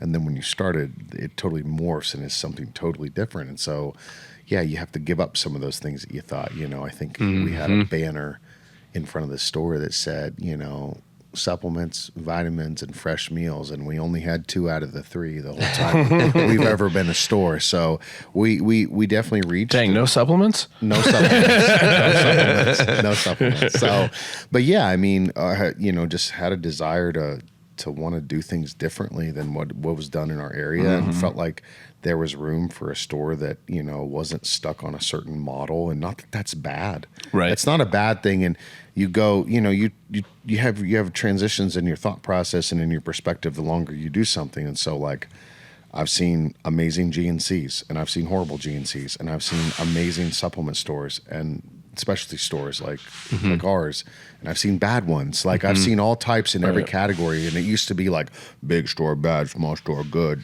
the white knight, and it's like, no, not always. Good stores are good people are good, right. Bad stores are bad, or et cetera, right? And so it's not that black and white. And so that has helped me lend a lot of perspective. And like I said, my partners came up on the very corporate side. They learned the model from 5-star, at Southern Nutrition, and that's really the model that they kind of run with, except with some Southern hospitality and a little bit easing off of things, I think from a metrics side sometimes, when they help people at their stores and their approach, but I get the benefit of seeing hundreds and hundreds of stores, every single year. And so it's a lot of fun to go see what everybody does a little bit differently. And sometimes people are like, we're very unique. And it's like, well, we're all very unique then, and right. Sometimes they are really unique, but they won't say that. And so you see all these different things. And that is, I've gleaned some fun things from that to implement at the store. And, we've been able to have some really cool events and do some things in Wichita that no one else I felt like wanted to do. And so I I was always willing to go after the status quo and try to raise it, whether it was for local athletes or having a personality like Jay Cutler come out of the store, or John Meadows, or Sergio, or all the people that we were blessed to be able to figure out how we could get them to Wichita, Kansas. Yeah. I mean, and you guys had the Trend Twins this year. I mean, and you guys, hold your own totally different event than what a lot of people would do. And so that's a lot of fun to see too. And so all that perspective lets me go to another store and say, they're looking for ideas, and you could do it this way, you could do it this way, you could do it this way. You don't have to follow the one event model you've seen. I literally attend events every month where I get to see a different perspective, and I watch social media to see, I've been watching you guys for a long time. Like, we've known each other for what, probably 5 years now? Yeah. I mean, I was early on in the store, and you were kind of earlier on in here. How old is Triad? 6? Almost 10 years. It'll be 10 years. 6, 7. Yeah. So I shouldn't have shot that shot. That's all right. Nobody knew about us the first 5. So of course, yeah. I mean, it just, yeah. But yeah, you were really getting your feet underneath you, and I think I met you before you opened Norman, and you were just rocking at Quail, and you were still working the floor, and so that's when we first started getting to know each other. When I was with Granite and Iron Rebel, and so. Yeah, have just watched with a lot of interest as you guys have grown your model here. And I've seen some of the similarities, and I've seen some things that are different from Supplement Superstores, in my opinion, that I have enjoyed watching. And so just the sideline perspective, even us not doing business together, has been fun to watch. And I think that I've been a fan, even whether we did business or not, like with the way that we interact on social media or whatever, when we see each other, when I would just drop by or whatever. And the feeling's mutual too, man. I've really enjoyed keeping up with you, even though we haven't had any and I just knew at some point, like, something will happen. And this market has always been a thorn in my side. It's 2.5 hours away from my home base. And I'm like, man, like, I should be killing it there. And you think that about every place, and you think we're always going to do the best. And that's just how we're wired, right? As people that want to achieve things.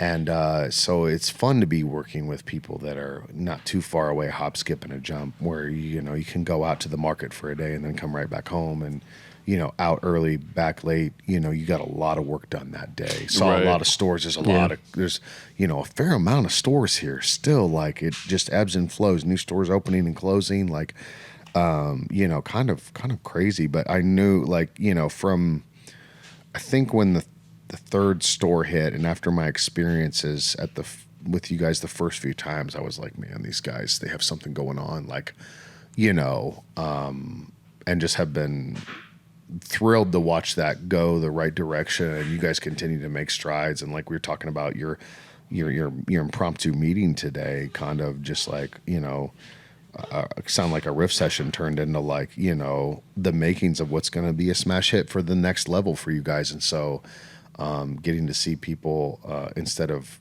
when their business gets bigger, corporatizing it, I think it will be very interesting to see what you guys do, because I highly doubt it will be corporatized. I don't see that approach. And so that, for me, like, when I look at you guys and what you're doing and then where you're going, especially just based on what we talked about earlier, like, I'm excited to see that. Like, and even if we never, do another drop of business or whatever, like, whatever the term you want to use, but, like, I still will be a fan. Like, and I think that just speaks volumes about what you guys have been building here.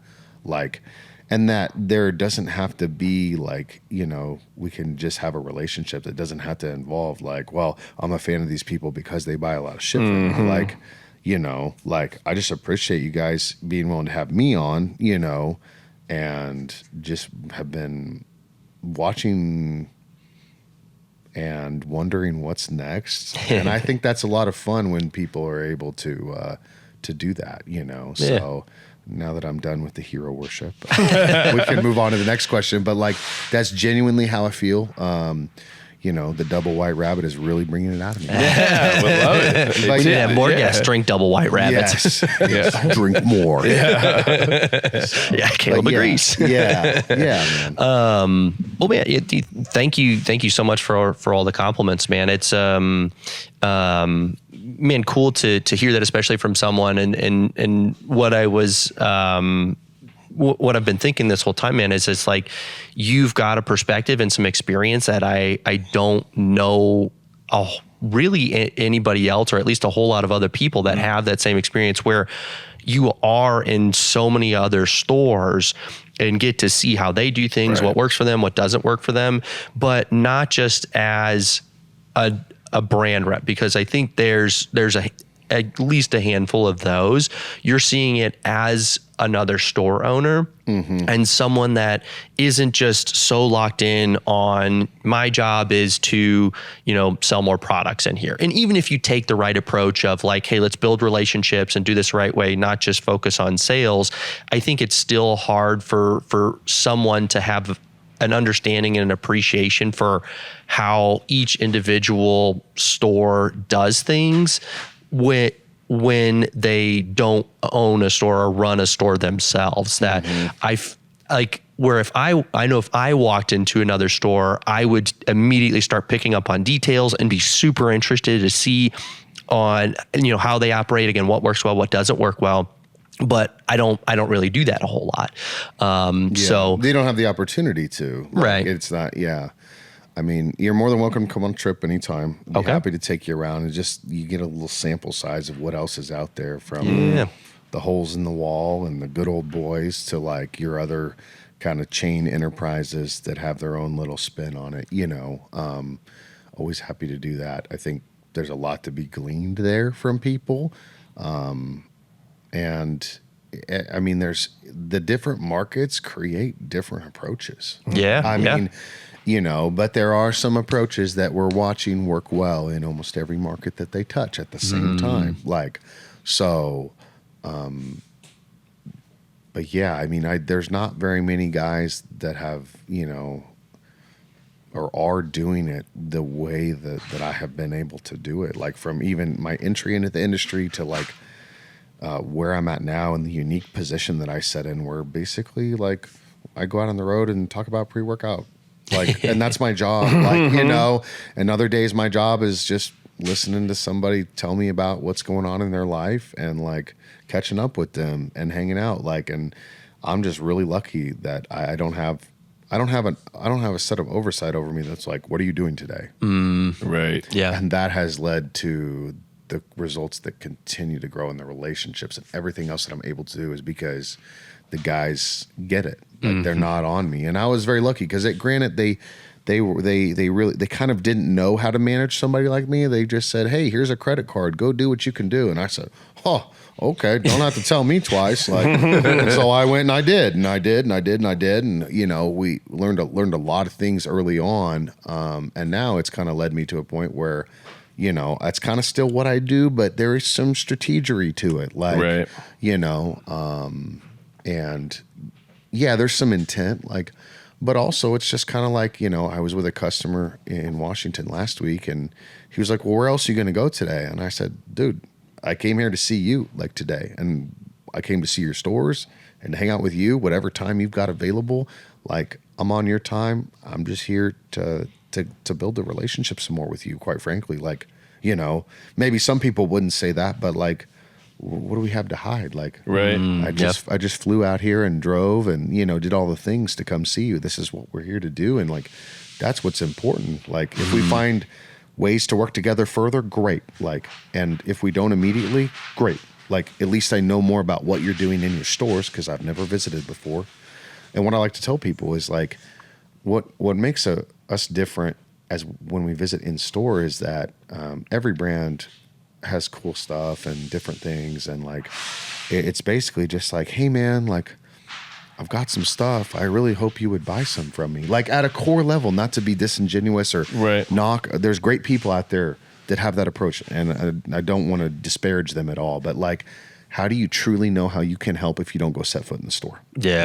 So, and that's just, I think that's where it's okay, we just went from being an option to being damn, we should probably give these guys a shot. Not just because they're retail guys, but they were willing to come out here sight unseen and come see our store and invest time and money into us before we even had a relationship. And that's what it's about, is bringing value before there's any exchange. If you called me tomorrow and said, hey, what do you think about this? Whether you bought anything from me or not, the answer would be the same. I would tell you exactly what I think or what I see or the perspective that you're looking for.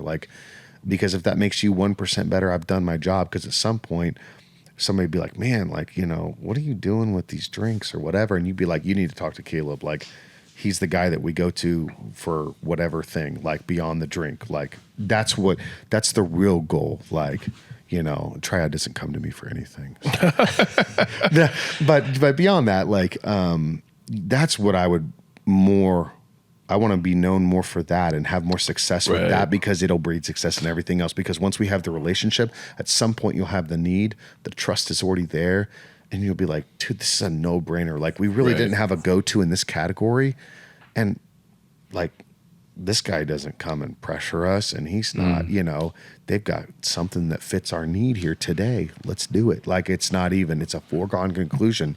So you just stack the deck in your favor, even though you didn't take anything immediate. And so that has been the whole intent, like, with how I approach stores, because I try to approach people how I would want to be approached, and how I have found success with people that haven't pressed me in an industry where it is dog eat dog, and there is a lot of shady things that go on, and product quality things, and people just, you know, hey, I'll take today's sale because I don't know if I'm getting tomorrow's. And I'm like, man, I see that as so short-sighted, and I just can't operate that way to my own detriment of maybe slower growth in sales numbers. I would rather be working with you guys, taking a small monthly order, than saying, dude, you just need to bring everything in. You got to trust me. Like, nah. If you want to trust me, I think this is what may win. If we bring it in, I would try that at a very small level, and let's just see what happens. And so, less is more. I love that mindset too, because it just reminds me, I had a situation in the store last week, I think it was, where again, like, when you can have those opportunities to show, you know, customers, but our customers look different than what your customers in that situation, you know. But I was talking to a man who'd come in, and he's probably in his 60s, and he was looking for like a specific, it was like a lipid product, a specific like cholesterol kind of thing he was looking for. And I was like, man, you know, I'm not really 100% sure. I don't think so, but you know, let me go look. Let me go check my system real quick. And ended up like just Googling it and trying to find, and kind of like, hey man, is this what you were looking for, kind of thing.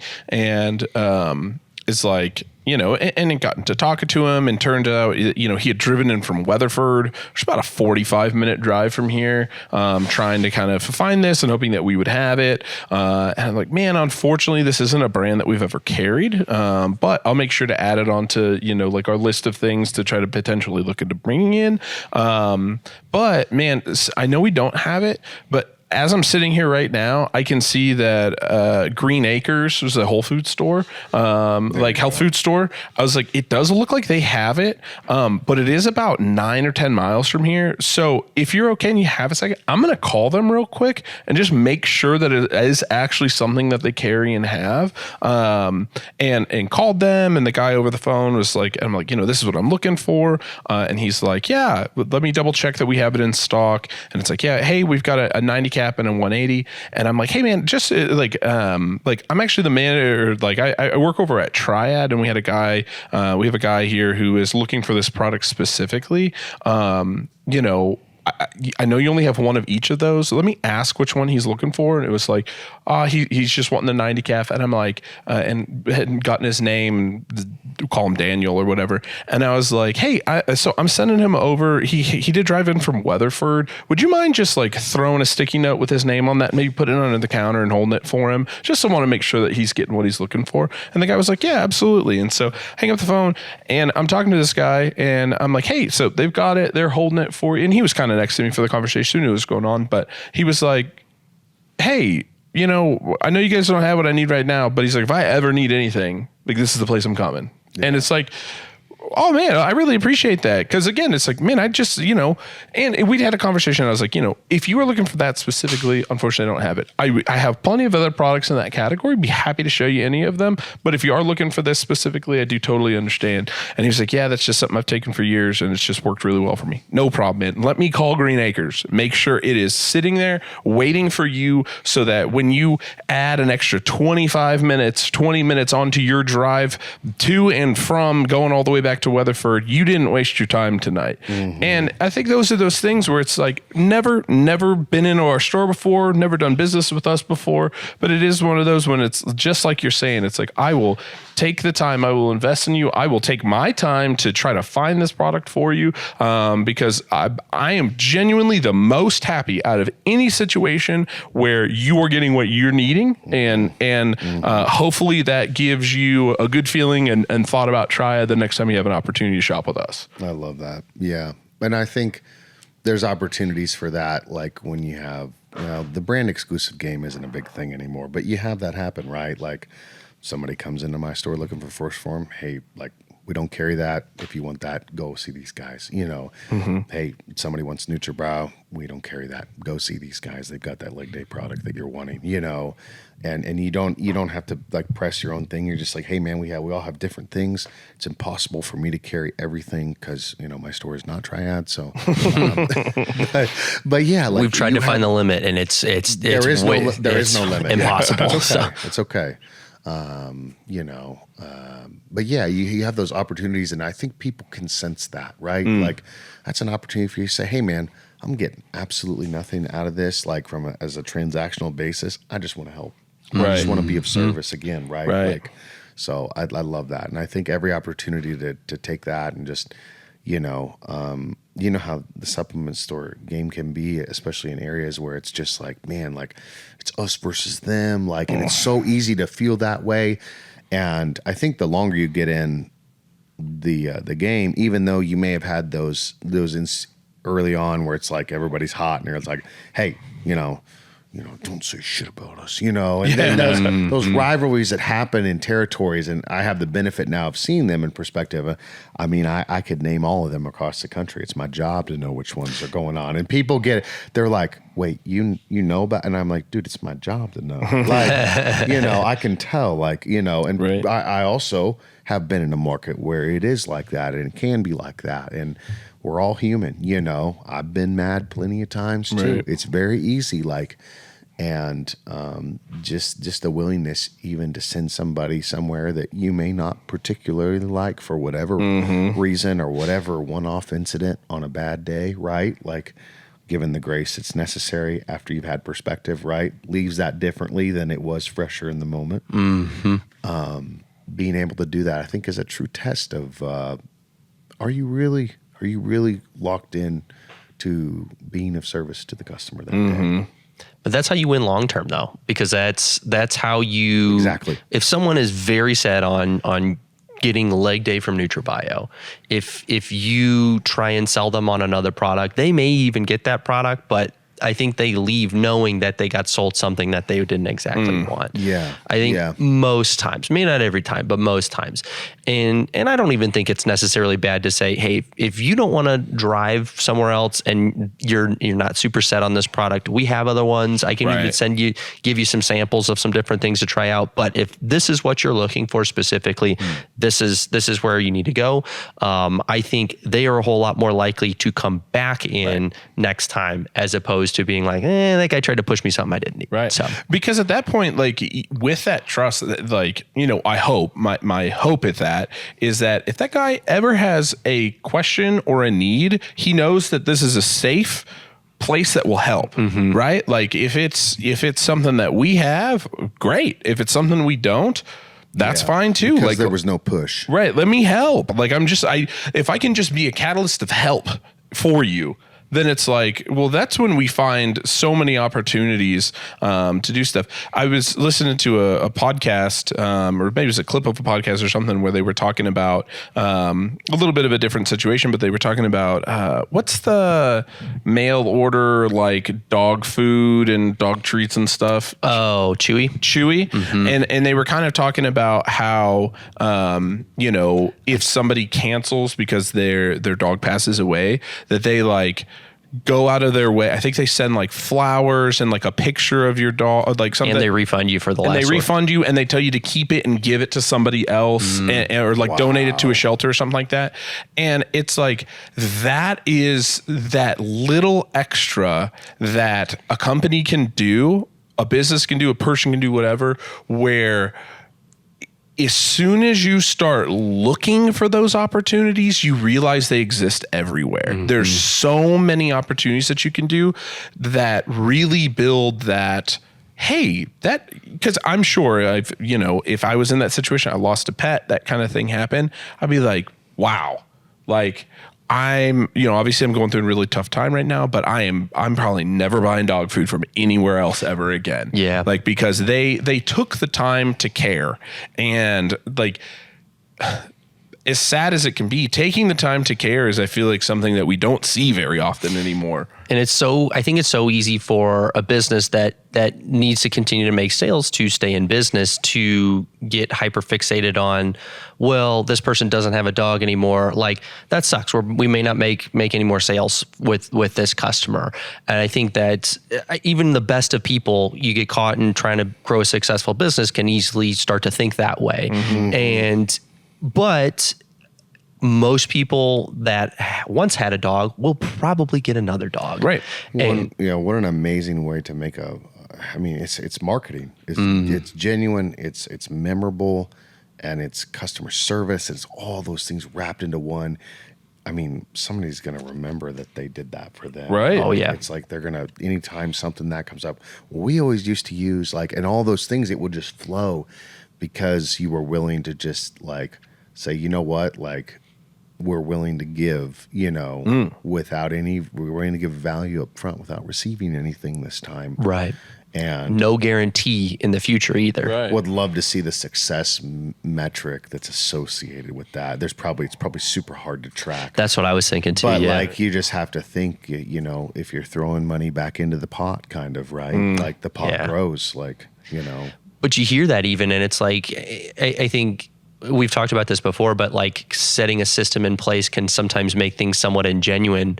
But I would argue against that quite a bit.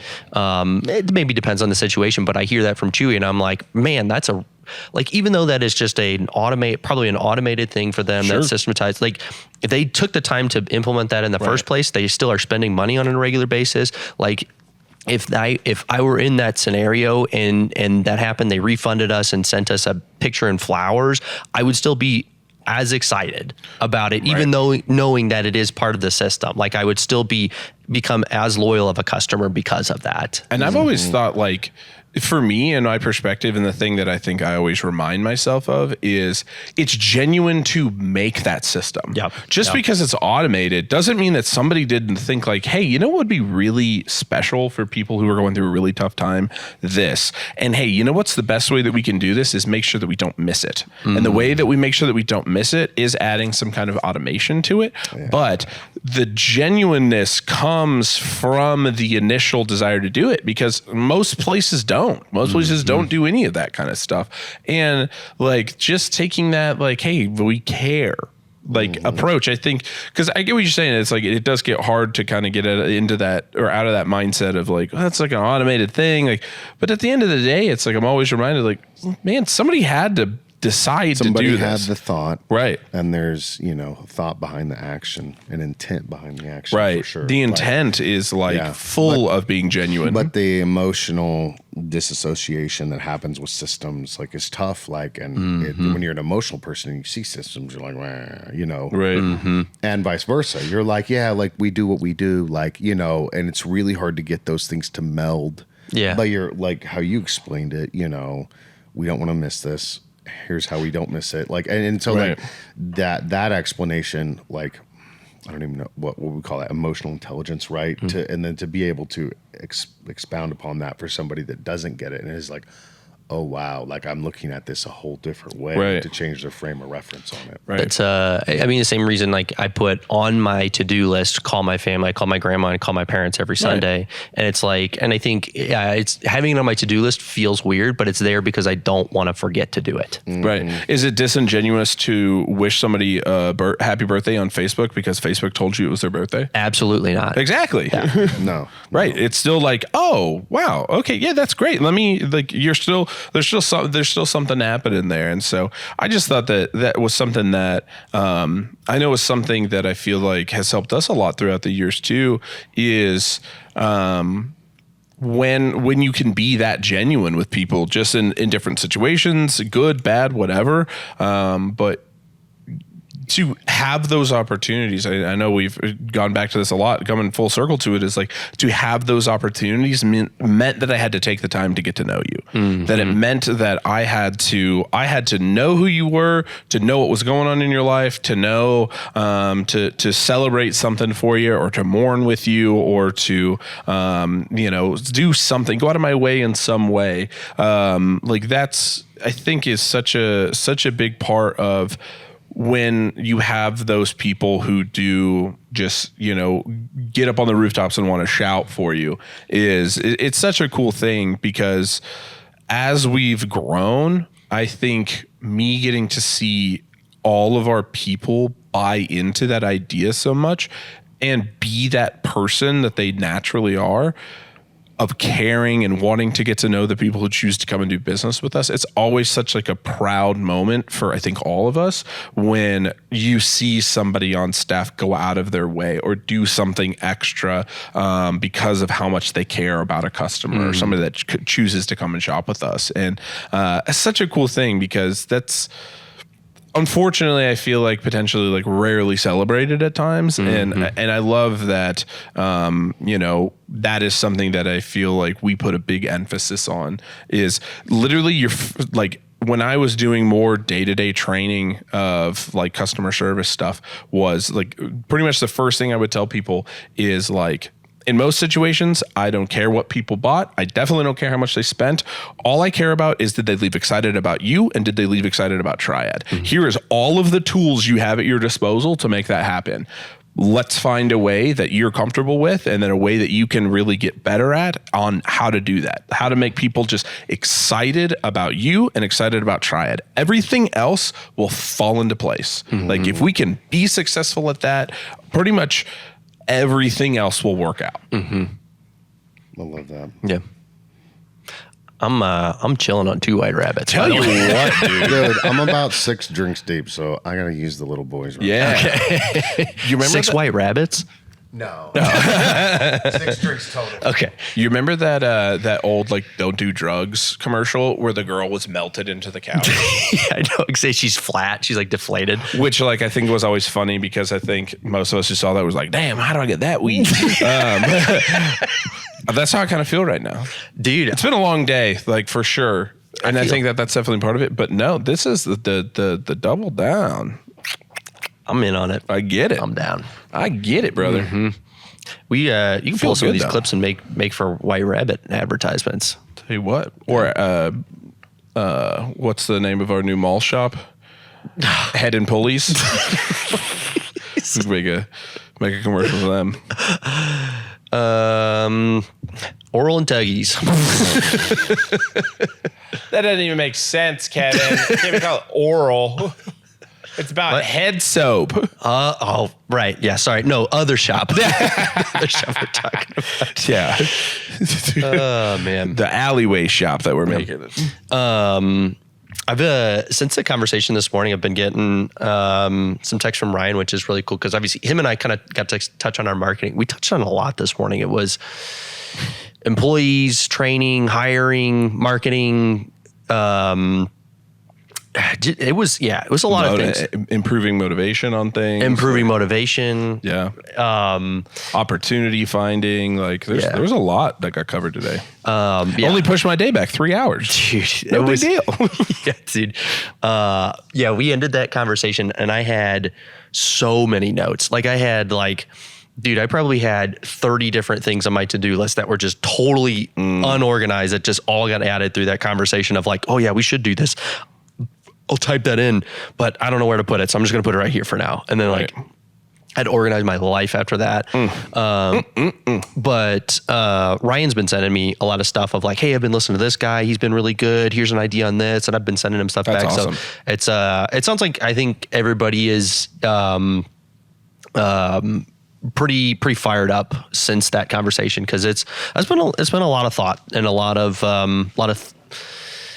listening to different things, thinking through different things, especially over especially the last few days, especially this weekend. So yeah, that's cool. I feel like that's been a big one for me too, is like finding, like especially like on the customer service side of things, it's been a big one for me over the last like 6 months, especially like modules and stuff, is to not just sit here and think that I know everything about customer service and customer interaction, but like finding new things to listen to and finding new people that like, okay, I actually really like that. And then I found a lot of things that I think are really cool for implementing new and exciting stuff that like we've already started to implement a good amount of it, and a lot of it, and some of it in the modules and stuff. But it's like, there's so much good information out there, and it's like we have all of this access to just like pick and choose things that we like and kind of create and mold your own deal. And there's been a lot of cool stuff on there. it's fun. It's fun to learn new things and implement new things. I'm a real learn by trial and error kind of guy. So we're going to try a bunch of stuff that's not going to work moving forward, and we're going to figure out a few things that do work. It's okay. We're saving all of this money by having to not pay a real maintenance man. Or licensed HVAC, or you know what? Attorneys. I would love to see how much versus hiring somebody, me doing it has saved us over the last, how long have I worked here? longer than it seems. Is that a compliment? Yes. Yeah. No, sorry. It does not seem like it's been that long. No, it's been a long time though. But it has been a long time. Officially 4 or 5 years. No, yeah, I think it'll be, Preston, how long you worked here? 404. Error code. Website will not load. 5 in October. So it'll be, I'll be 5 years back. Couple months. Yeah, I'll be 5 years back in September. Yeah. Yeah. 5 years back on the grind. That's crazy. But I am curious not to, I'd send myself to Head and Tuggies, but what is, I am curious of how many of those things we've like, and a lot of people have done stuff like that. Like, how much money have we saved by you and Alyssa laying flooring? But it is really, I am curious about that, because we've had some situations where it's like, this would be $4,000. Thomas fixed it for 12. Dude, we might be out of business if we didn't have you, honestly. Dude. Hey, sometimes you got to find, you're making that money. It's hard to make it. You got to figure out how to not spend it. It's really tough. Yeah. Dude, that is something that gets out of hand so easily. Yep. That you make a little bit extra 1 month, and you're like, man, there's like a few things that we really We're good. Yeah. We can do this and this. And then all of a sudden the next month it's like, yeah, we're down a little bit. Oh, we should have saved that extra. Oh. And it's like I feel we like need to reorder what? Yeah. oh, you actually need to redo all the flooring in the back of Quail Springs, or you need to replace the entire HVAC unit at the Norman store. Like, man, maybe we shouldn't have tested out that new marketing strategy last month. But well, for most people, it's like, man, I shouldn't have done the employee appreciation of party so hard. No open bar, it can be any number of things. But when it's another responsible thing, you're like, oh, well. What are we going to do? Yeah. Like, it's just, yeah. That's the thing. That's a huge area to connect on with store owners, I think, is the cash flow. Especially the smaller the store, the more volatile the cash flow. So understanding that even though they may want your products and, if they do, it's about the timing issue. Like, when do they have the cash available? How can we work together to ease that pain? That's tough, and you want to do things, but you can't, right? Like, we all have that within our business. We got into business for a reason. You're like, yeah, I want to try the new stuff. Send it to me, and that's the fun part. And the not so fun part is when the bill comes and, hard to not just be month to month. A lot of stores still are. And I mean, I've been that store. I get it. So we have been too. Yeah. It's so easy. And you're just like, oh man, I forgot about that PO. And we have to reorder what at the same time? And like, it just piles up and you're like, how am I going to tackle this? And you lay awake at night. I'm sure you've had those nights where you're just like, Well, I really don't know what we're going to do, but we're just going to keep doing because I don't have any other choice. Yeah. And I think those are the people that win, though, that just don't give up, honestly. Right. Because we've been in that spot where I remember I wasn't going to work over the weekend. I was still in store at least full time, if not more than full time. And Alyssa and I were leaving, and I don't think we were going to be in Saturday or Sunday. And it was Anthony and Alfonso. I think they were both working both weekend days. And I took a look at like what we owed on our credit card and like the upcoming expenses. And I said, all right, guys, on Monday, we've got, payroll, and we are going to be reordering products like all our vendors, because we place all our orders on Sunday nights. So they're where they need to be first thing Monday morning. I was like, all right, so we've got those two big expenses coming up on Monday. So and we don't have enough money in our accounts right now to pay for both of them. So make sure you make enough sales this weekend. Okay. And I left and they're like, are you serious? Or I'm like, have a good weekend. Yeah. That's good. But I think getting out of that phase of like, do we have enough money to bring in this new brand, is we've gotten to a spot where that's never been a factor. It's never been a complete roadblock. You come this way.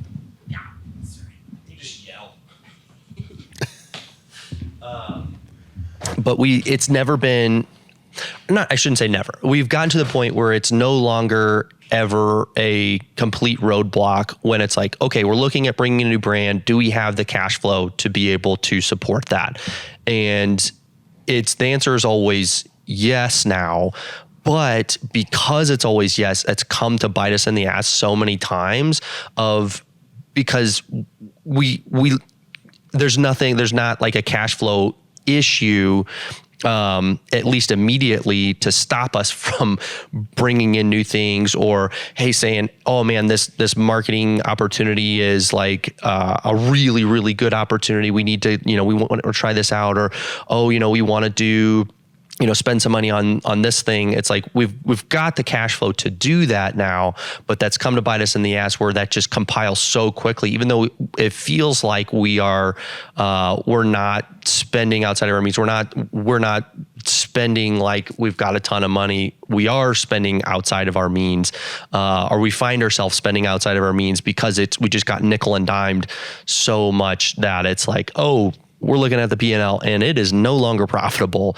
So I think that has been a learning curve for us as we've moved forward. Is when we're not making many sales and we keep expenses low, we had to learn how to do that. But when we started making money and we had to raise expenses and got to raise expenses, we've had to be almost even more strict with our spending. Very judicious, right? Yep. Like you're very dialed in, like, okay, like the success is great. I love it. Let's keep reordering product. But like, are we going to order 2 instead of 1 again? If we just sold 1, like, and are we going to bring in 3 new brands, or like like the financial discipline, the store helped me more with that than anything else, because I was very poor with my finances and still am not great. The Legos in my house probably have some little say in that, or whatever I've decided to collect this week, or what have you. It's easy. It's so easy to do. We live in this consumer society. And so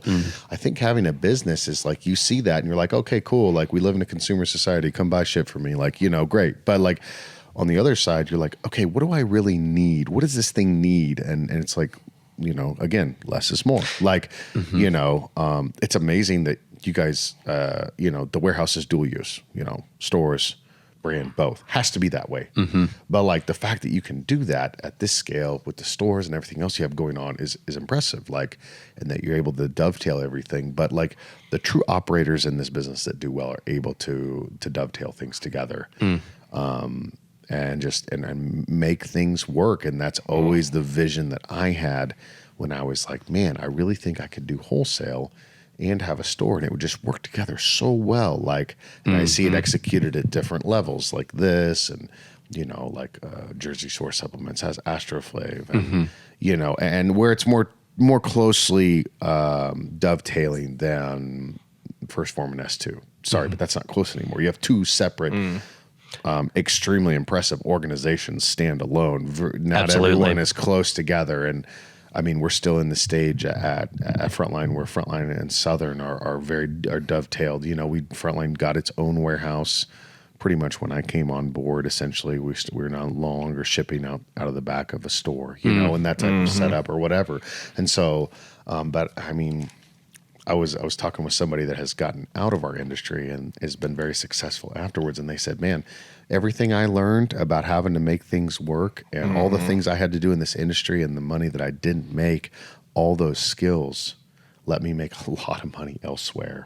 And so like I love seeing people, you know, do well obviously in this industry, but even like, I mean, this is not an easy thing. Like we said earlier, the bar seems very low, but it's really not. You cannot just, if you want to pop open a supplement store, great.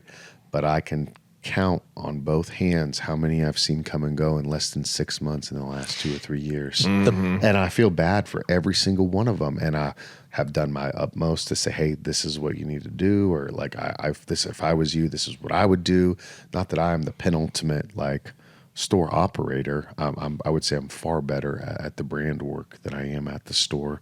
That's probably been proven out also in kind of my focus and my effort too. But man, I just have watched a lot of good people take their shot at their dream and also miss. So the fact that I have gotten to do mine and do a second one and make it work, and I just feel very blessed, very lucky, and appreciative of our customers, everyone that's chosen to support our store and support the brands that I've aligned myself with. Like, I mean, gosh, like I've gotten to do a lot of things that I've wanted to do and kind of didn't give a second thought to it, you know, until I had more perspective about it. So there's, I mean, but to operate is very tough in this environment. It's not going to get easier, but that inverse relationship of more people buying online and more people buying on TikTok, but then more people come back after like, man, TikTok didn't solve my problem. Amazon didn't solve my problem. It solved an immediate want or need, but it doesn't, you know, it has nothing to give me as far as a personal interaction. And I think that's why supplement stores, in my opinion, there will always be options, and they will be around. But in my opinion, where the way I see things going is only great ones will be around. Great systems, guys in dense markets that have been able to operate well. I mean, but what you're seeing in the industry right now is a lot of smaller guys get squeezed out, good old boys and guys that just been hanging around cashiering. And like, that was cool. And it's like, unless you're in a dense market though, man, good luck in the next couple of years. You will just get squeezed out. Like, someone else is going to come do just a little bit better. Yeah. Or a lot better, you know, or, you know, and so it just, I really believe that there's going to be a lot of supplement stores still, but it won't be as plentiful as it has been because a lot of the independents just will not have the moxie to operate, you know, or, you know, there are too many guys with a kind of a, you know, fire and forget, like, you know, I'm here one day a week. It's cool. Like, it's always done numbers. Like, it can fall off like that. Like, it still can happen. So, yeah, you know, it's only going to get more challenging. And so if you're not raising the bar, you know, internally constantly, which is I know what you guys do, I think you're going to have a tough time. I mean, so it just is not easy. Right. I think you mentioning that the bar seems low, but it's not. I think it's low to get your door open. Even launching a brand, I think the bar is somewhat low of to produce a product. It's regardless of whether it's good quality or bad quality. Bar is somewhat low on that. And I remember talking to somebody that did launch their own product and started their own line, and came to me a couple of times as they were developing their product for questions, but I honestly didn't help a whole lot other than just kind of maybe share a couple of our experiences. But once it was finally there and they had the product, I got to see them and talk to them, and they said, man, developing this product was probably the hardest thing that I've ever done.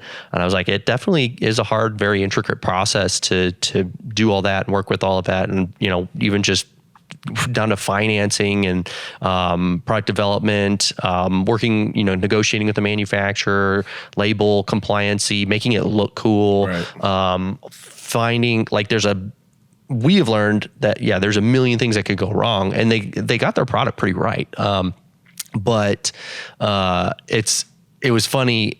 I didn't share with them because I couldn't find the right way to share this without being an asshole, but it was, now your job is transitioning from producing this product to selling it. Mm-hmm. And it's going to be 10 times harder, which is why I think that it's the bar to entry is technically low, but the bar to stay open or stay operating is quite a bit higher. Yeah. Right. Entry, keeping the doors open. Yeah. 10,000 feet success. Yeah. It's extremely difficult. There's some categories that are just so competitive. And so our philosophy is that it has to look amazing. It has to taste amazing.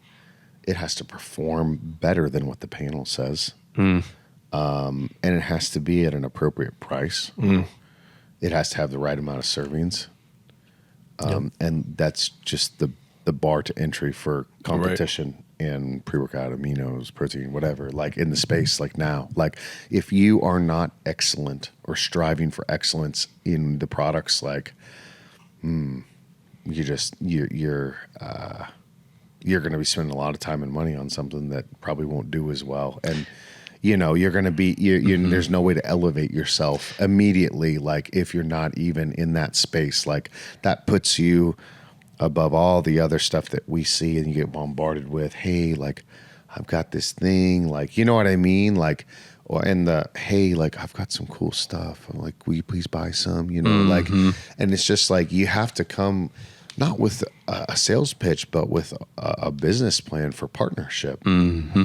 Like, if you're bringing in Frontline, well, we're partners now. Like, and I can do a lot of things that affect your pocketbook. I mean, you probably won't remember this, but there was a very large brand that all of a sudden slashed their prices by about $10 a product, and you had purchased it all wholesale, and I don't think they offered anybody a refund, but they were FU big, so they could do it. So. And that doesn't happen all the time, to be clear. But like, that's a great instance of like, hey man, like, that's not something that our brand would ever do. Right. We're in the store game too. Like, and maybe that hurts us in some ways. And, we don't have the national marketing pull that some people do at their brands. We're not a pull brand. We're not the one of the big guys like that, but we are a push brand, and we're going to give you every reason that we can manufacture, not just from a product standpoint, but how we support you and samples on every order and right, aggressive margins. It's a big thing. We're not going to run a BOGO 50 year round. It's just like, what? Yeah. What do you want? You can always tell when things are tough because the sales happen, and it's like, as a store owner, you start comparing that to your wholesale pricing. And you say, well, this is interesting. At least I don't have to meet the minimum on this order. Ping. Right. Like I don't care. Yeah. I mean, and so it's like, and people get called out on that, and people take notes on it, and man, you're only FU big for so long. Yep. Most people, there is a rise and a fall, like, and the life cycle of the company happens faster now. So you see that happen a lot quicker, and you're like, as they're going down, you're like, bye-bye, don't have to buy from you anymore. And I'm kind of glad. Like, we all have to buy stuff. Me probably least of all, because I'm stubborn. I don't buy a lot of national brands, but most store owners have to buy stuff that they don't want to buy. We've got a lot. Of course. And it's just like, I have to buy what? I'd spend my money on what? And I'm stubborn. I just won't spend my money on it. I'm not buying it. Oh, you said I couldn't carry you don't want to offer wholesale to anybody? you say we can't carry any of your products in our store. Well, you have an energy drink that's on TikTok. I'll just buy it and put it in my store and mark it up appropriately. Whoopsies. I take great pleasure in that. We became Vitamin Chap Gold members online because we were ordering so much. With all Same the here. discounts. Hey, bucked up frosted lemonade protein all day in the store, baby. Yeah. Like, not shy about it. And I'm like, Dude, what it is. We'll even go to reps, especially with distributors, and someone's running a sale or the grocery store's got a deal on energy drinks, and it's like, hey, they're selling. And this was especially true when like bangs were really big. It was like, hey, grocery store down the street is selling these for 20 cents cheaper than you guys are per can. To me, before I mark it up. Exactly. Right. And so we're just going to start buying from there, just as a heads up. And then they're like, oh, okay. Let me see if we can do anything better. Hey, you got to do that. I mean, this is not a regulated industry in any format. So it's up to, it's up to us, the customer, before the customer, to hold the people retailer accountable. Yeah. Right. So you have to do that, and not just with product quality or anything else, but with those type of deals and stuff. And yeah, I mean, I'm with you. There were times where I was just like, what's the point? I don't know why I'm purchasing from you wholesale. And sometimes they know it, and other times you just know they're there for the number, and you can feel that in the interaction. You're like, I'm just going to buy, I might as well just buy this from distribution. I don't even care what I make on it anymore. I forgot because we brought in Gorilla Mind, before they had set up wholesale and then gone to distributors, and we just were like, hey, we're having so many people ask for it. Let's just get it on the shelves, make it a loss leader, and just tired of hearing about it. Exactly. Let's keep people coming in. Maybe they'll also purchase their protein if they can also get their Gorilla mode here, right? We bought enough that we got entered in the raffle enough times. We won that TV right there. I don't even know if they knew we were a retailer. That is the best. Yeah. I also know somebody who maybe got a very large national brand price changed. It changed in a very large national retail store, outdoor store, because I found a product that they were selling under MAP. Yeah. Hey, that is worth it. Yeah. So after the podcast, you're going to tell me. Yeah. That's fantastic. Yeah. Yeah. Nationwide price change thanks to somebody. I don't know who it was. It was me. He was looking for Roombas. Yeah.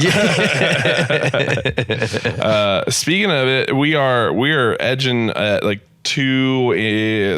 almost 220. Almost 2.5 hours. Yeah, almost 2.5 hours, boys. This was a fun episode. This is a great time. Mm-hmm. Yeah. Mm-hmm. White rabbits, rambling. I love it. Well, love it, good. man. Talking Business shop. ideas.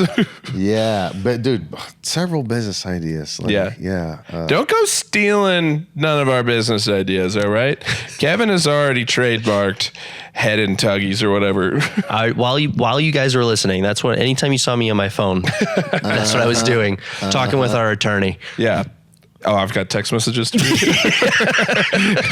All right, I'll look. But seriously, dude, this has been such a blast. I really do appreciate genuinely your mindset towards things. I think you've said so many things tonight that resonate with myself personally, and I'm sure I can speak with for Kevin too. And that, man, we just love associating with people, and especially having them on the podcast when we know that they align with the same thought processes that we have. And it just makes it so easy and so natural to talk business with you. And it's such a cool thing, man, because unfortunately this industry, like you've said, there's a lot of like one side or the other when it comes to some of this stuff. And never to fault anybody who falls on any other side than we do, but it sure does make it easy when we can see a lot of the same kind of similarities in how we try to try it and define, and the way you're running and helping with all the things that you do, it's man, it's really cool. And there's no secret to that's a huge part of why you've seen the success you have. And man, just really cool to have you on here. Like Kevin talked about earlier, having somebody who sees a lot of other stores and sees a lot of other things in the industry and is well versed in all that. Love getting to talk shop with you, and so super cool to have you on, man. Yeah, I appreciate that. It's fun to be on, and yeah, we'll have to do it again sometime. Absolutely. I'm sure there's a lot of stuff we could have dug into. This is one of those that could have gone for hours. This one, acid reflux, sidetrack, kingdom, the flux. Yeah, I mean, there's a multitude of things that I think we could get into. So, and that's always the sign of a great session with somebody is when you're like, man, like this could go forever. I've enjoyed it. Like it's a lot of fun. Like, and just you get to dig into the meat of things. And that's just, I think that's what people want to hear, right?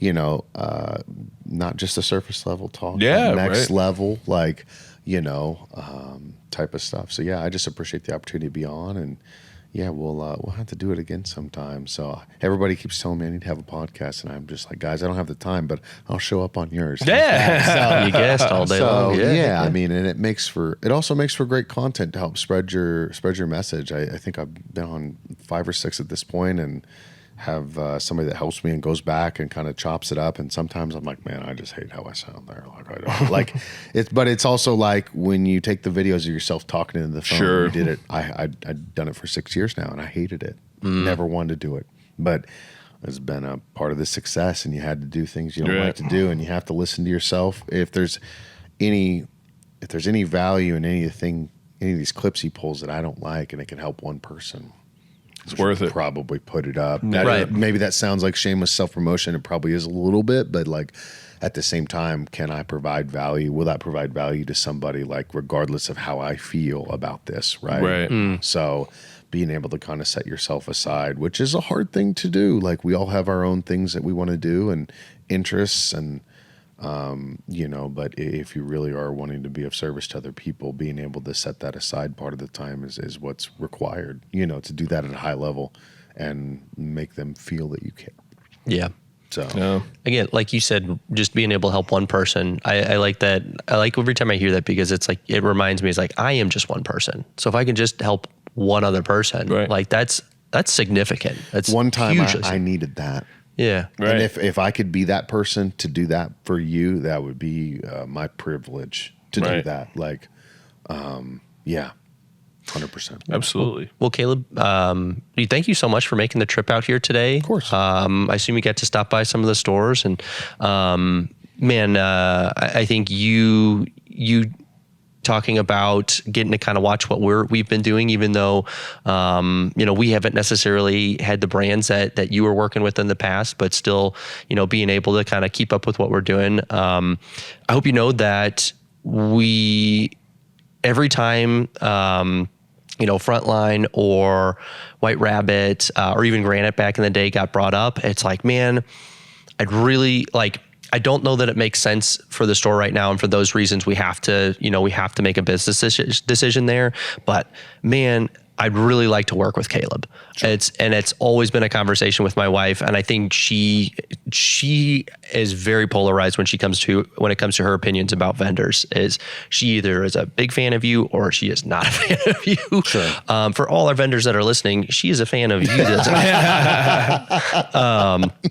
But yeah, I think she was excited to start working with you. So excited to officially have a brand, partnership between us. Yeah. And I think White Rabbits have a lot of potential in the stores. I think all the employees are really big fans. So, but yeah, man, it was, we've always had a lot of respect and a lot of, I feel like camaraderie from afar, I think. Yeah, that's probably the best way to put it, man. Is I think, like Thomas was saying, we could tell a similar mindset, man. So it was cool to kind of validate that by having you on the podcast and get to spend, more than just 10 or 15 minutes, quick conversation in the store, but to really dive into things, man. So means a lot that you came all this way and spent the time that you did with us, because I mean, I think you've got more going on than we do, man, between 2 brands, the store, and a baby. So, right, not a baby anymore, but it's just as intensive when they're, in the 2s. And, she's right there. So she's running around saying all sorts of stuff. And just, you're like, wow. Every day it's like a different wow, and sometimes it's like, whoa. It has its days like everything else does. But I have a lot going on. You guys have a lot going on. We're all busy. We're all doing stuff. I mean, we're finding the time to do something like this. We all found the time to do something like this. So, and my time is not any more valuable than you guys, as I appreciate the opportunity to be here and hang out and hopefully give some value to whoever watches this. And the other people that are subscribed to Thomas's Hall of Fame highlights. So thank you guys. Yeah. Yeah. What episode is this? Episode 74. Ooh, 74. That's crazy.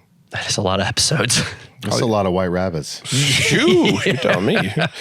Episode 74. Appreciate everybody for watching and tuning in. We love you. And yeah. Thanks, guys. See you. Peace.